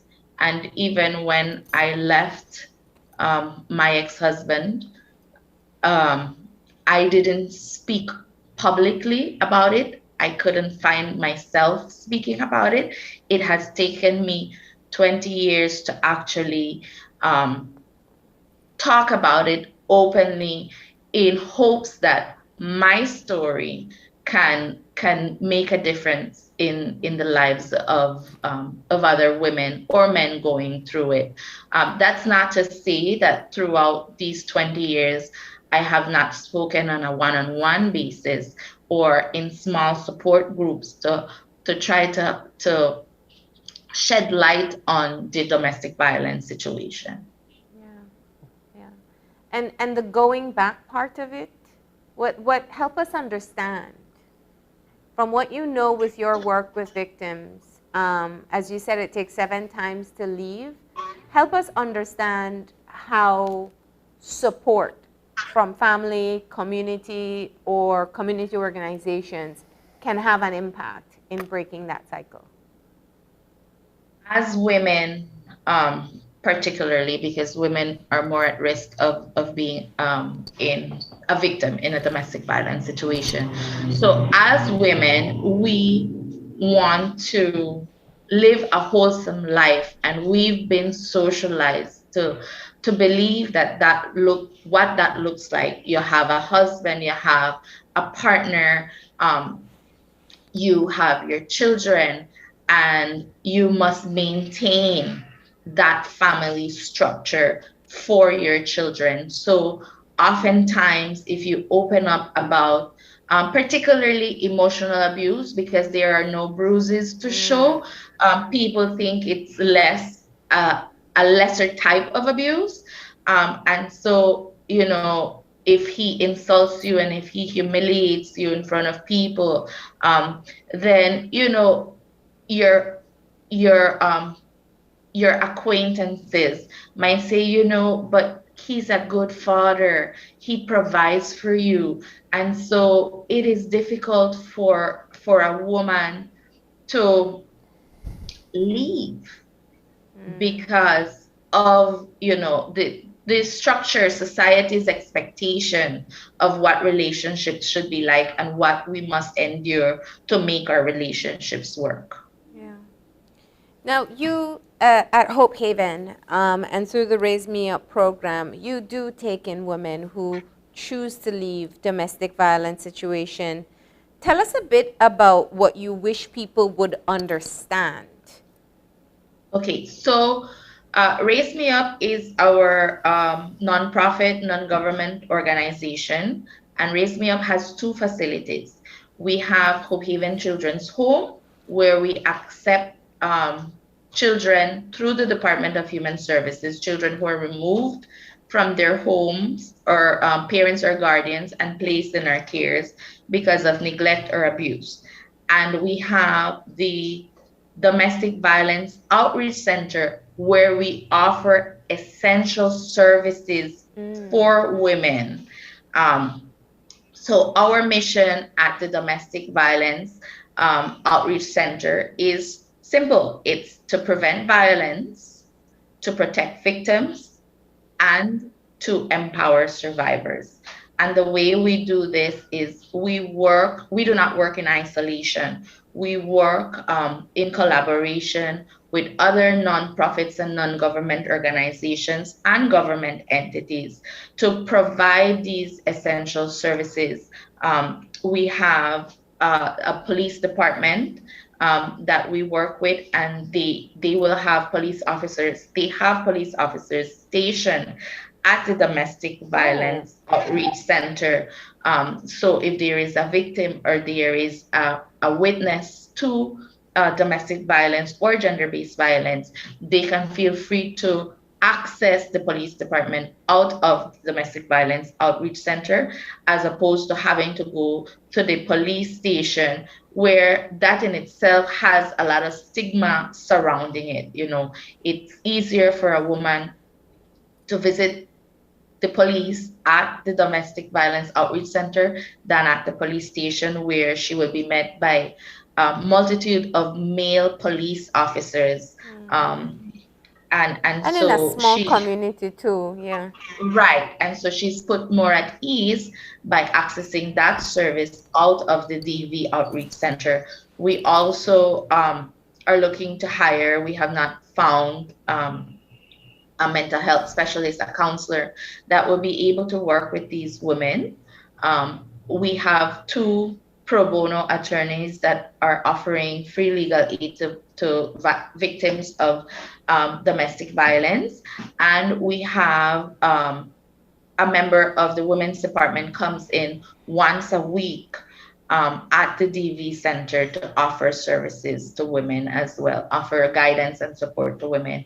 And so this is the essential services that we are offering at the DV Center to better serve the victims of domestic violence and gender-based violence.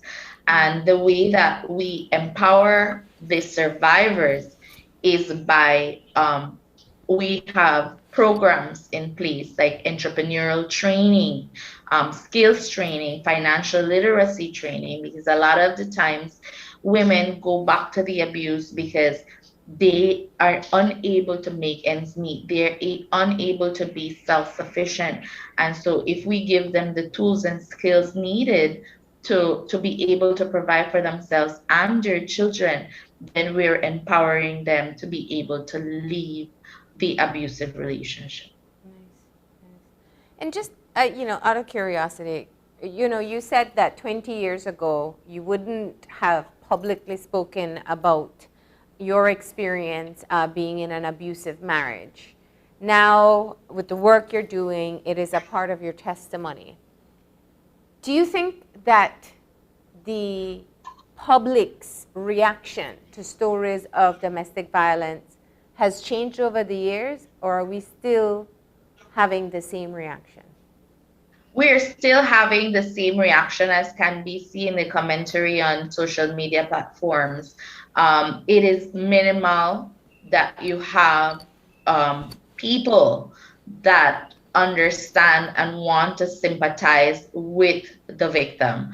The first thing that is innate in our Belizean society is to tear down the victim. And so it has gotten a little better, but I believe that if we have more women come up and say, hey, I have been in a narcissistic relationship, I have been in an emotionally abusive relationship, and I got out, then it opens way for our young girls to know that there is someone here willing to listen to them and willing to support and guide them. And one other issue which we haven't really touched on, slightly, but in a lot of relationships like this, unfortunately, there's often children involved. It can be a factor as to why some people don't want to leave the relationship. They don't want to, let's say, break up the family.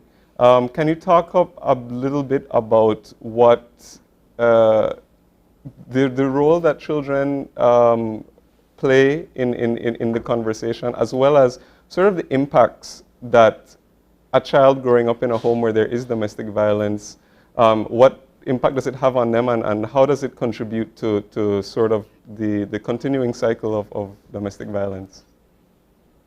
So it is my belief that it is better for children or for a child to grow with a healthy single parent than to grow in a home where there is domestic violence and abuse. As parents, sometimes we fail to realize how resilient our children are, and our children adapt to situations. And so for me, it is better to grow a child in a healthy household, one where they're nurtured and taken care of, as opposed to having them witness emotional and physical abuse, because then they grow up to see that, and they grow up believing that that's the norm, that it is okay to hit your wife, that it is okay to hit your children, that it is okay to verbally abuse the people you love, which is not. Yeah. All right, Christina, tell us, just as we round off, we appreciate you having this conversation with us. Putting the issue into perspective is important, and once again, helping us and all our viewers understand just when we say domestic violence cycle, what that means, and what actions you may see during that process. But as we wrap up, you are in San Pedro, and I'm sure for viewers who tune in, if they know somebody who may need your assistance, or if they want to recommend Hope Haven or the Raise Me Up program to someone, how do they get in touch? We're very accessible through our Facebook page, which is called Hope Haven Belize. We're also very responsive to our email, which is info@hopehavenbelize.org. And on our Facebook page, you can get our contact information, our office number, and I believe that my mobile number is also listed on Facebook. Yeah. As we close, I think that it is important that we teach our boys and our girls that, people are not for hitting, they're not for abusing, and especially our boys, we need to teach them how to regulate their emotions and feelings and how to process what they're feeling. Because in Belize, especially, we raise our boys to not feel, to repress their sadness or their anger, and we teach them that they're not allowed to cry, so they're not allowed to express their emotions. And by doing that, then we raise angry little boys that don't know how to regulate, how to self-regulate and positively process what they're feeling. Yeah. We appreciate you joining us this morning. Thank you so much. Thank you for having me. All right. And with that, we're going to go ahead and take a break. When we come back, some new courses available online, and these ones are for professional development. After the break, we'll be talking about effective communication in the workplace, so stay tuned.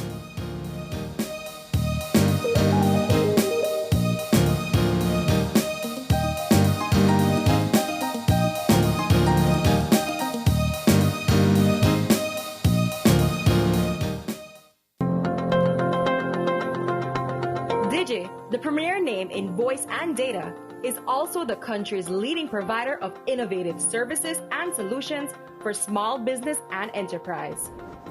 At Digi Business, we offer solutions, tools, and applications to support your business needs. Reduce costs, improve efficiency, and excel in a changing world where no idea is too big and no task is too small. From technology advising to design implementation and management, our team of qualified solution sales and specialists can develop a reliable and robust infrastructure, allowing you to spend more time on what matters most, your business. Visit us online to explore how DigiBusiness innovative products and solutions can help your business reduce costs and improve efficiency.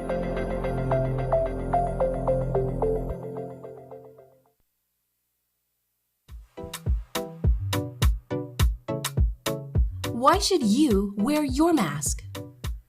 To protect myself.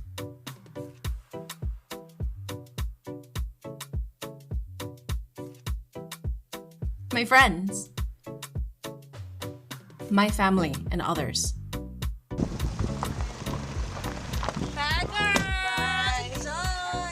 I wear my mask because I love my grandparents. With so many reasons to wear a mask, we continue to advise persons to wear a face mask properly, covering both nose and mouth. Together, we can keep Belize COVID-19 safe.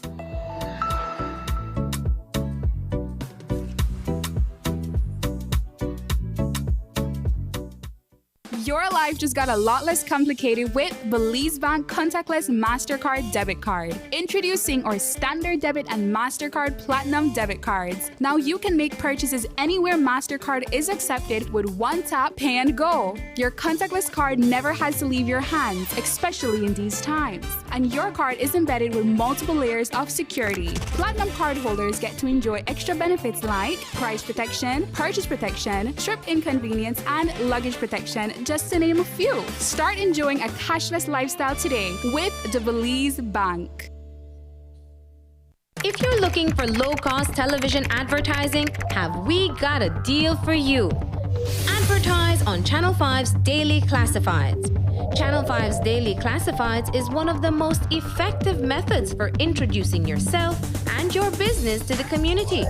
Use our Daily Classifieds to recruit employees, promote specials, promote your products or services, promote a business opportunity, increase traffic to your website, and advertise items you have for sale. Let us help you save valuable time and money. Call us today at 223-0146 or visit us at our offices on Pony Drive to discuss how we can help your business grow affordably. Channel 5's Daily Classifieds. Advertise today.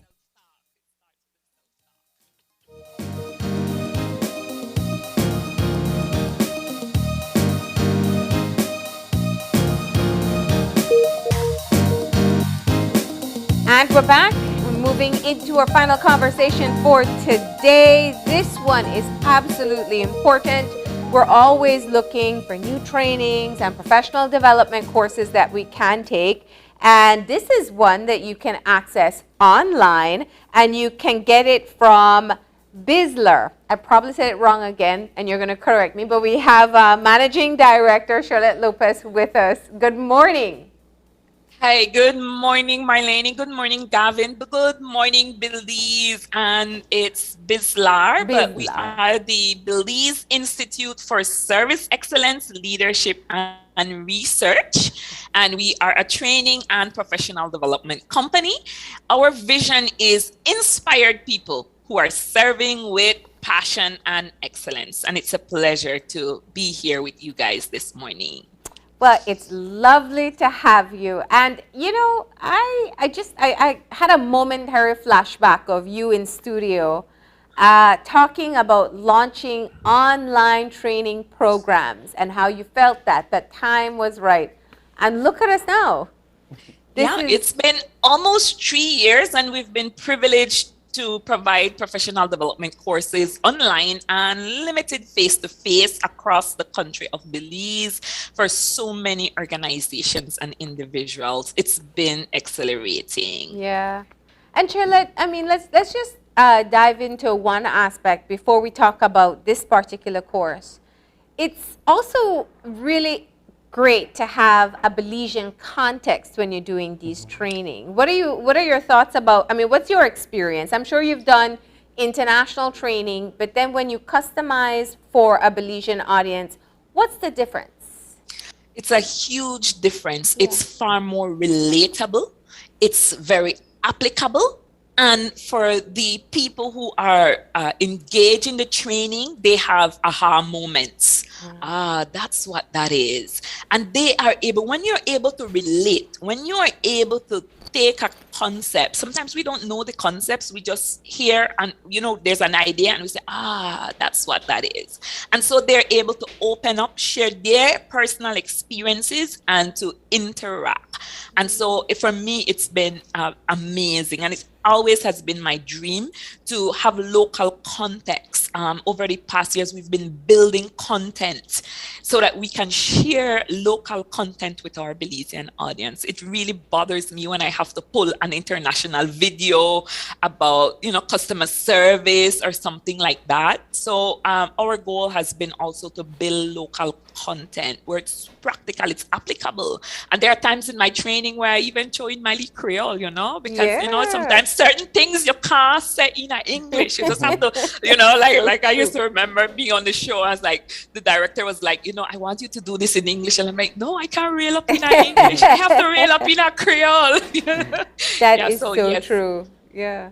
But, and even, as you think of customer service, there are certain cultural challenges we may have that you probably wouldn't get in an international course being conducted by someone from outside of Belize.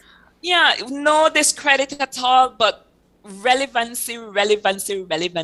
One of the reasons that I believe we've been successful is because we use a lot of experience-based training. I boast sometimes, maybe it's not a good thing, that a lot of the things I teach you can't find in a book. You will not find them in a book because they're from experience. Things that I've seen and heard and done myself in the workplace.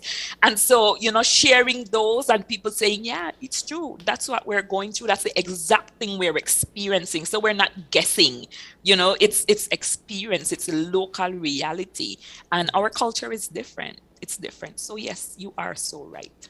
And I think that's a great segue to jump right into today's topic and talking about this type or the latest program, which is aimed at increase or at improving effective workplace communication. So can you talk a little bit about why you felt, or how this particular program came about and why you felt it was necessary to address this issue? Definitely, Gavin. So we would have many organizations calling and saying, we need a PR training, or we have problems with conflict in the workplace, or, people are just at each other's throat. They're not seeing eye to eye. They're not getting along. And most of the time when we listen to what the real issues are, it all boils down to communication. Communication. And what we've found, with few exceptions, is that people are not communicating. They're not deliberately communicating. I like to say that we start talking maybe before we were one, and we never stop talking, and we call that communication. Communication must be deliberate, especially in the workplace, because what we're dealing with, have you ever stopped to think how diverse your workplace is? It's very diverse. And so here we have people from all walks of life, all background, different values and beliefs coming together, and we expect that miraculously they will all just get along. It doesn't work that way. We have to be deliberate in crafting the type of culture we want, and this starts with communication in the workplace. Right. I love that, and I want to find out, has this been kind of a sought after course that you've been offering?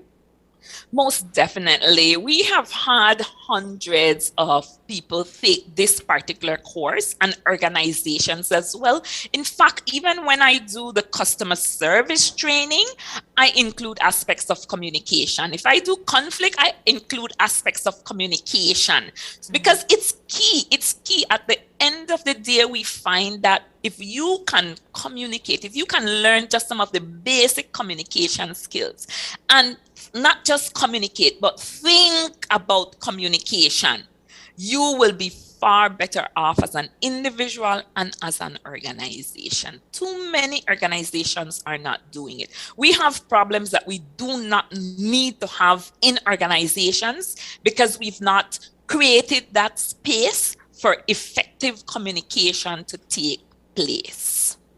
And what do you find is perhaps one of those basic things that perhaps people may not be aware of, or that you don't learn in school? What are some of those? One of the things that I do first, one of the first things I do in the communication training, we talk about personality. And we do a basic personality test. The one that I use the most, that's easy to follow, is the insight color profile. And right away, you get to understand you already knew that, listen, we have different personalities. Right. And people with different personality, you communicate different. We are here hoping that everybody would be like us. Why don't they talk more? Why don't they talk less? Why are they so loud? Why are they so quiet? No, that's what it is. It's a melting pot. It's different personalities. So while your yellow will be loud and proud, and your green will be quiet and more, reserved. You have your introverts, you have your extroverts, you have all of that together. So instead of trying to get people to change to suit how you communicate, you try and understand the different personalities. And then you're able to say, okay, how can I change my style? Sometimes it's not about me always. Maybe I want to always dominate the conversation. That's how I operate when I get in a meeting. I always have something to say.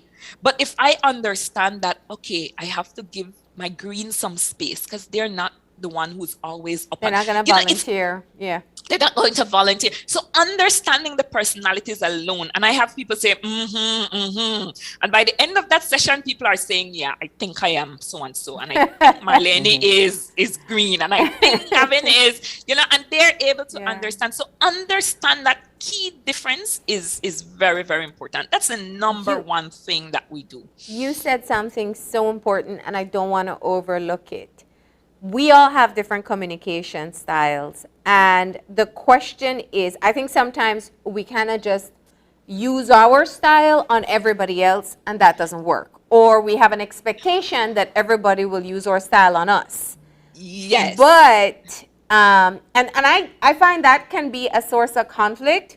But the question is, how important is it that you effectively communicate? I know this is what I asked. How important is it that I get this message across? And then I must adapt to whatever style I've identified that person may have. And, it's sometimes you're able to see it and sometimes not so clear. And you have to kind of test the different formats before. Yeah, it's awareness. And that's why we say this training is so important for you, because once you become aware, because the truth is you're not communicating for you. Your goal, like you said, is to get the message across. You want to be heard, you want to be understood. And if it requires that you step back out of your comfort zone, your personality style, and say, okay, I can't communicate like this. First of all, I have to understand this personality. This is somebody who wants to build relationship before they jump into the conversation. And so I have to ease in. I have to say, so how are you doing today? And how are the kids? By the way, I wanted to talk to you about, okay, that's a different personality from someone who is maybe like, for example, a high red. And high red just get to the point. You need to get this done today, and I want it done by 6 o'clock. I was like, hi, good morning. Everything okay? Did you have your coffee? The personalities are different. And so if you are able to understand this alone, it changes the way you communicate. And you're able to step back and say, okay, I really want to be heard. I want to be understood. And so I'm going to try and adapt to the person I'm communicating with. Because it's not going to work for everybody, this particular style of communication. It goes a long way. It's a whole different level of being bilingual. It's learning different communication styles. Totally. One of the other go ahead, sorry, Gabby. Oh no, I was going to say, just to feed into the topic, because it occurs to me that that this applies in every form of communication as well. Because even, the way how people send emails or text messages to each other in a professional context. Yeah. Most definitely. And without knowing it, sometimes what we're doing is offending others. And you're saying, but I don't understand why they're offended. that's their personality, right? They expect certain things. Yeah. If you are going to ask me to give you a ride in the morning, at least say, hi, good morning, can you pick me up? Just don't say, hey, pass me, please. Or just, yo, pass me. It's like, And there's some who like that. right? Some people who like that. Yeah. They want to get to the point. So it's very important to understand just that alone, that communication is dependent on personality. And so it helps you too to not feel so offended when you realize, that's the personality. I can overlook that a little, certain things like that. But communication is huge. Communication is huge. Another aspect of communication that we try to focus on is building your listening skills. Some of the key communication. We don't listen. We simply don't listen. We don't listen to understand. We listen to respond. And we have a whole slew of what I call listening bad habits. And I used to think I was a great listener until I started to study communication. And I said, oh my gosh, you are so lousy at this. Yeah. You don't listen. You interrupt. You finish people's sentence. You hurry them along because, get it out, get the thought out. There's a lot. We communicate as well by, if I'm having a conversation with you right now, Marlene, I'm saying something, then you say something, I say something, you say something, and it's just a back and forth of, it's not the ideal communication. If somebody throws out an idea, our goal is to ask open-ended questions to get a little deeper into what the person is saying and showing interest. Can you imagine a conversation like that? Yeah. Where you're telling the person something and they say, really? And so how did that happen? And how do you feel about that? And why is that? And they're actually interested and trying to learn more instead of just you telling them something and they jump right in with, oh, the same thing happened to me yesterday. Yesterday I was, and all of a sudden the conversation becomes about you and you forget about the other person and the fact that they brought up the whole story. So there's a lot, but we don't think about it. We have to be deliberate when it comes to our communication.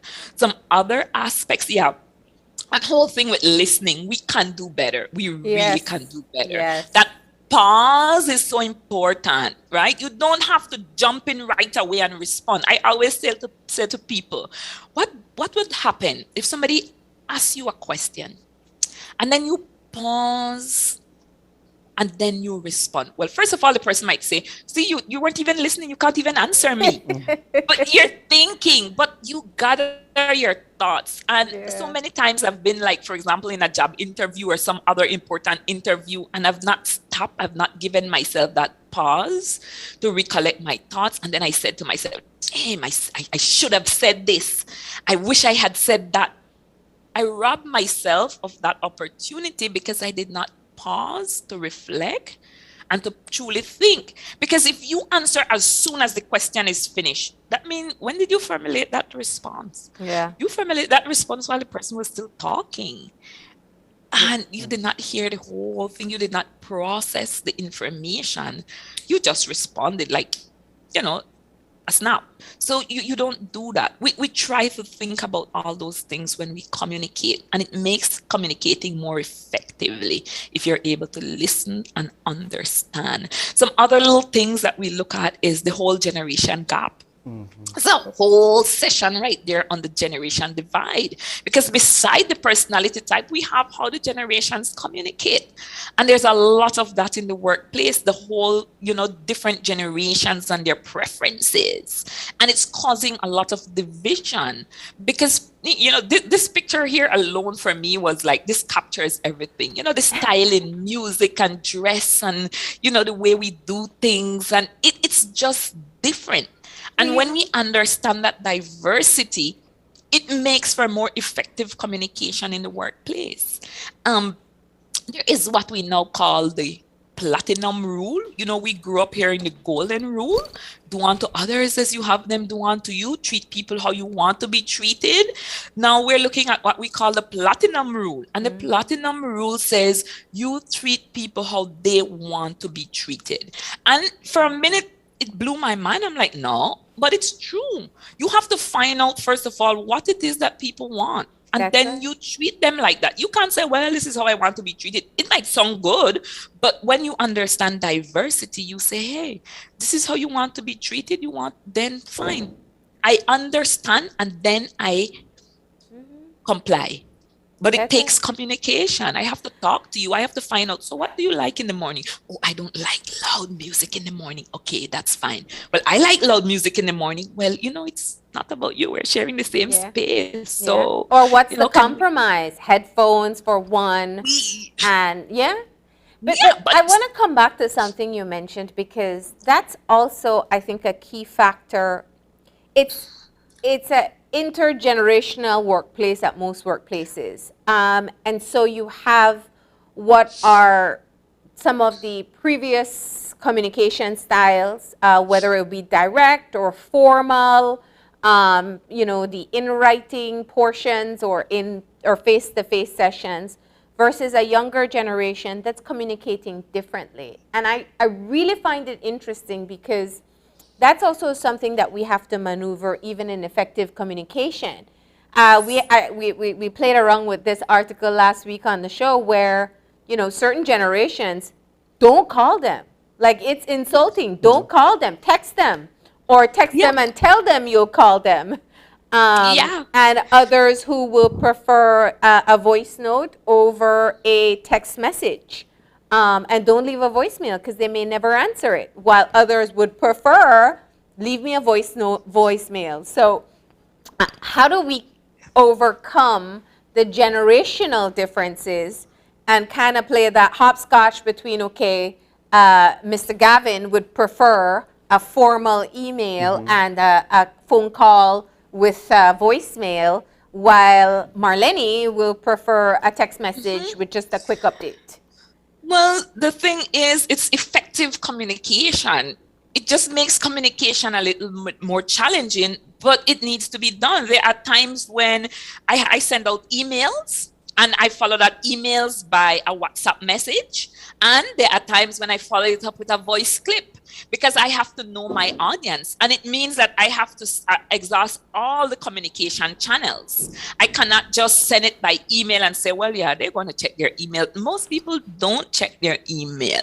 We work with a lot of teachers, because we also provide professional development training for teachers in conjunction with the Ministry of Education. We're a partner with them.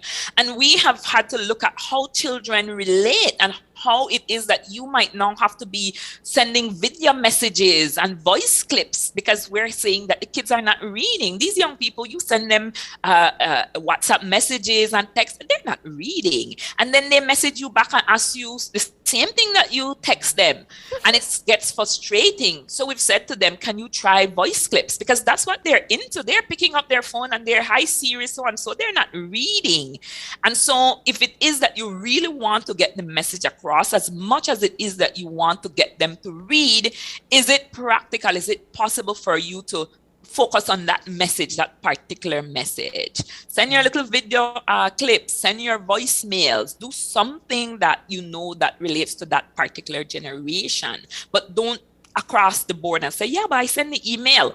Well, how do you know the person received it? So effective communication, again, the goal is to get your message across. Your job is not done when you send the information. Your job is done when you ensure that the information was received and understood. It goes so much further. Yeah, and that's another thing, and when we're talking specifically about written communications, one of the big things is that you don't have the benefit of tone.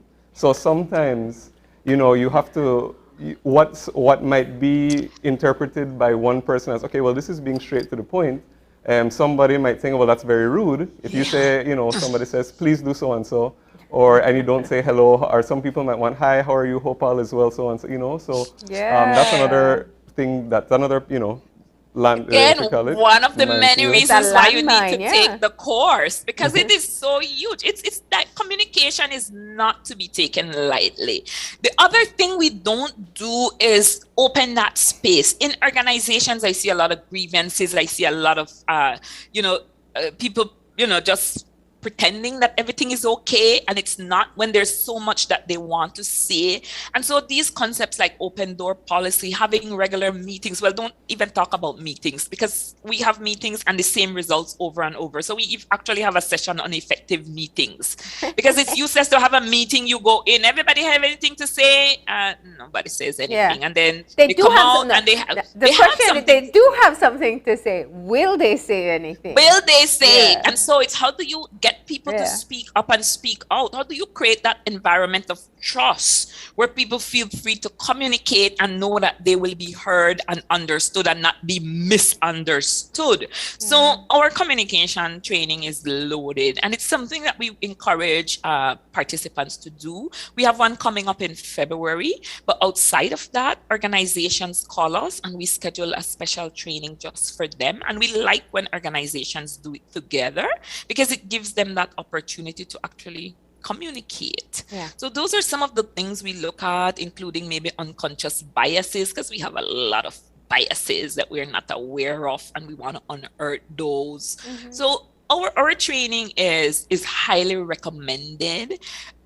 Organizations have seen the benefit of it, as well as individuals, and we think that it's something that it's affordable, it's accessible. All right. So where do people sign up?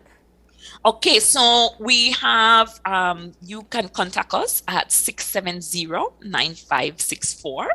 Our email address is also there. We have a Facebook page, the Belize Institute for Service Excellence, and you can definitely go to our Facebook page. There's a link for registration for the teachers. The course is available on the Teacher Learning Institute, and you can look it up and definitely get registered. But please get in touch with us. 670-9564 is our contact number, and we will be happy to provide you with further information on our training. As I said in the beginning, our goal is definitely improving communication in the workplace and improving a passion for service excellence. All right. Well, thank you so much for telling. That's a great teaser right there. So I do hope that people will take advantage of the courses. And also, as we started the conversation, I think the Belizean context matters, especially when we're talking about communication and communication style. So best of luck, and I hope people take advantage. Oh, most certainly. Thank you so much for the opportunity, and we look forward to communicating with you some more. Have a great day. You too. All right. And with that, we are going to go ahead and take a break. And Gavin, you'll communicate to us what's trending, right? Yep, definitely. So Trending Talks Tuesdays is coming up after the break, so please stay tuned.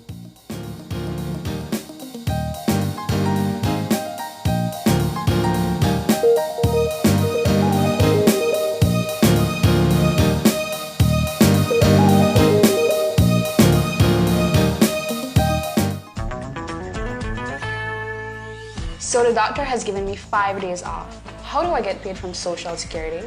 This is how Social Security works for sickness benefits. First, you must check that you qualify. You must be between the ages of 14 and 65. You must be employed when you got sick. You must be an insured contributor. Have made 50 paid contributions. Have made 5 paid contributions within 13 weeks immediately before getting sick. To ensure that your processing goes smoothly, be sure to complete and submit your claim form within 4 days of the first day of illness. Thanks, I get it now. Social Security, safeguarding you, your family, your future. It's almost lunchtime, and Alice is getting hungry and forgot to bring cash.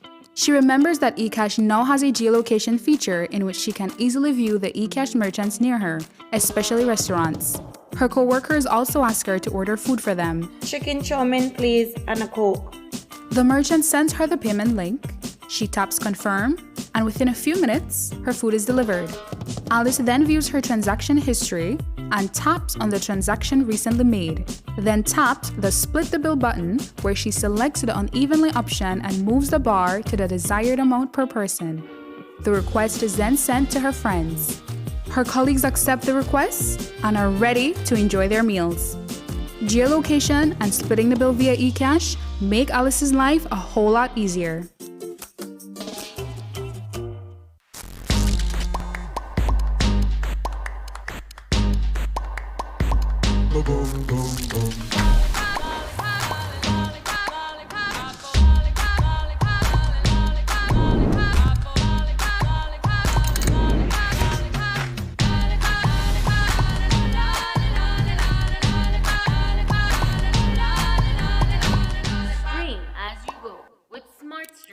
Video on demand.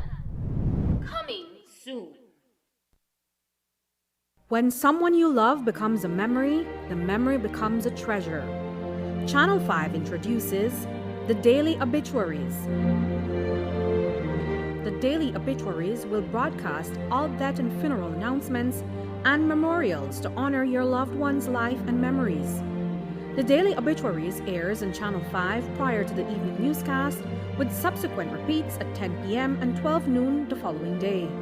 It will also be placed online on our social media platforms, all for a standard package fee.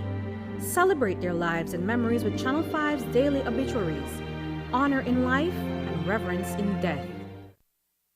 If you're looking for low-cost television advertising, have we got a deal for you?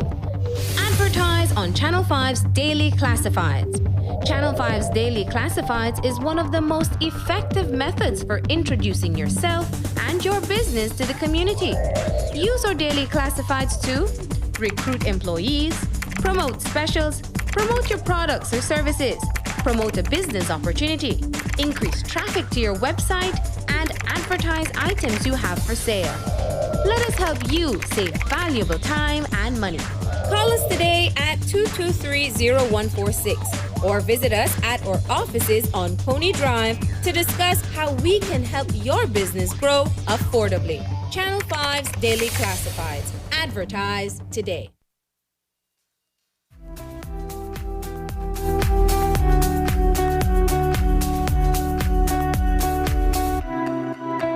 And we're back. And if you're joining us right now, it is Tuesday. So before we wrap up our show, we are talking about some trending topics. It is Trending Talks Tuesday. And this is where I break down some of the latest social media trends which have been occurring over the past week or so. And we're looking at some international and local stuff. And this morning, one of the biggest things that was being spoken about on international social media was that M&Ms actually announced that Nestle announced that M&Ms was going to be going through a little bit of a rebranding where they're going to take some of the M&Ms characters and change their profiles a little bit to be, in their words, some more diverse and inclusive. So the personalities of the M&Ms are going to be reevaluated a little bit. But what was trending a lot on social media was talking about the green M&M in particular. Now, if you remember from some of their advertisements, the green M&M is a female and she wears some white boots. And so a lot of the talk was talking about how M&M's was trying to make her less sexy. And so they've changed her from her boots to to some Converse, and people were talking about this being so funny. As we see, there's a tweet talking about why they reverse yassify the green M&M. I spoke about the yassify trend a few months ago. That's where they were taking pictures of regular people, editing them with lots of makeup, making them look sexy. So they've done the reverse now with M&M, with the green M&M.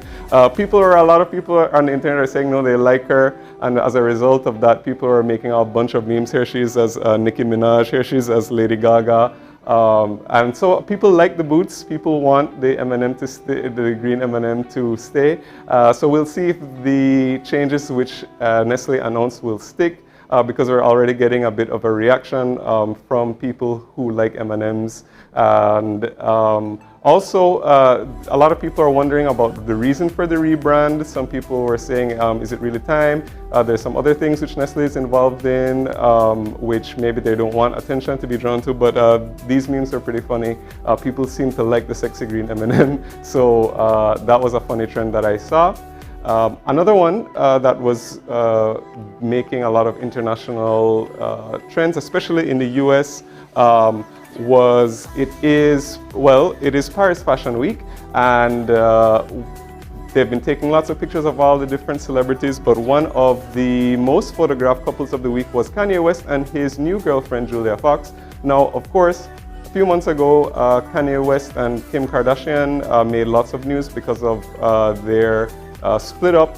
Of course, in the months afterwards, Kanye was doing all sorts of public gestures and talking about his concert, saying he wanted Kim back, he wants his family back. But seems to have moved on from that, and now he's been dating model Julia Fox. But what was trending this week is that they have been wearing lots of matching outfits to almost every fashion show, every event they've been going to. He and Kim did this a few times, and Kanye West had famously redone Kim's wardrobe, so people are wondering if this is the same thing happening here. So we just saw some all leather looks, some denim. Kanye's bringing back the full complete face mask. We saw Kim Kardashian wear that one a few months ago at the Met Gala, but people were talking about their matching fashion, and of course lots of talk about this relationship. Julia herself has been giving lots of interviews recently about what's it like to date Kanye. It doesn't look like that fun, doesn't look like that much fun from my perspective, if you have to be wearing that type of stuff, but I don't know. You know, there are couples who like to wear matching outfits as well, so I guess maybe Kanye is just one of those guys. So that was another trend. People were talking a lot, there were lots of pictures of them circulating all over social media. One other social media trend, which I saw, again, particularly in the US, and I hope this one catches on in Belize too because it's pretty funny, is the money challenge. People have been spelling things out with money. Of course, it started out with some rappers, you know, spelling some bays, you know, spelling whatever words and marketing some of their albums with these, with lots of $100 bills or stacks of money. And of course, this has trended, carried over into regular people doing it. And so people have been saying funny things. And so like this one, it says, to be honest, this is actually my rent. There's a few one that says like, I don't carry cash. So he did his one in Post-its. This one is in coins and she says, need to go to Coinstar.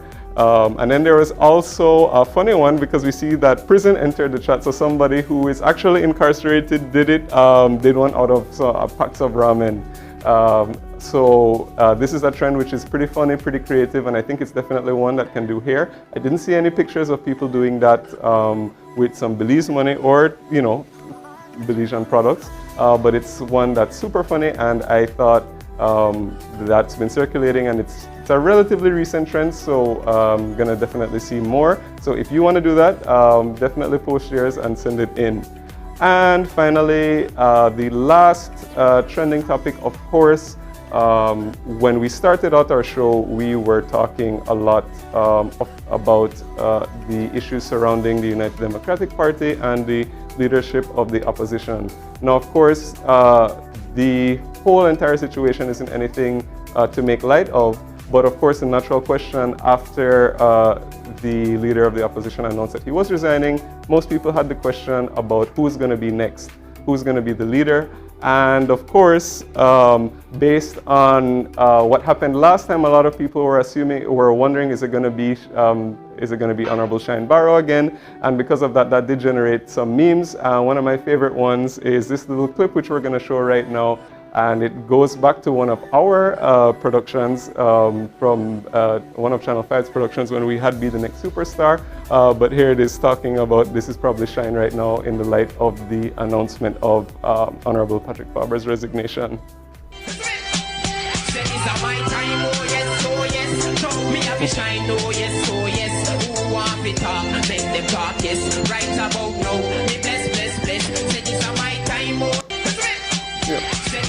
So there we go.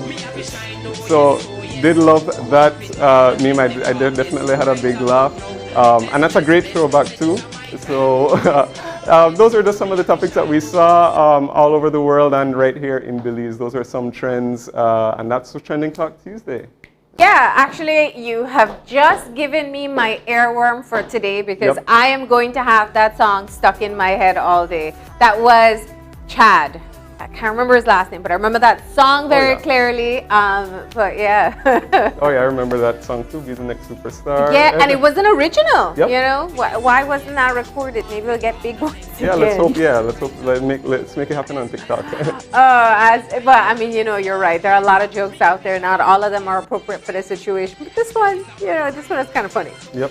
All right, so that's it for us today, though. You've gotten your trending talks. I don't know how I feel. I saw the M&M revamp. Maybe I don't have enough of an eye for a detail, but it was like, other than the shoes, that's it. I didn't see anything major in the changes between the characters. Yeah, I know. So I guess we're gonna have to like wait till the ads to see if they're like personality changes. True. Maybe is it the red one, the peanut one? Yeah, maybe he'll be more brave. Yeah. That will be what happens. All right. But that's all the time we have for today. If you'd like to contact us, send us an email at oye@channel5belize.com. You can find us on Facebook at Open Your Eyes BZ and Instagram at OIE Belize. And remember to tune in tomorrow morning at 6:30 when you open your eyes. Start your morning right. Until then, keep your eyes, your mind, and your heart open. We'll see you soon. Enjoy your day, please.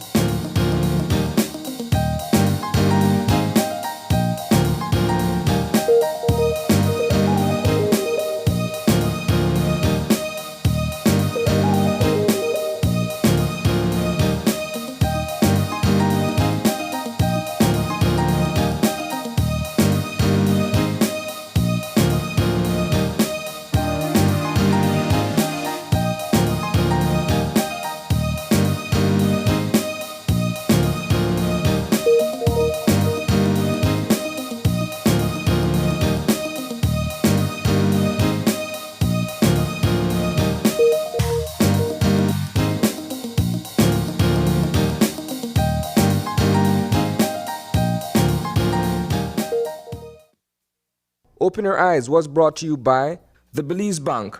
Our country, your bank.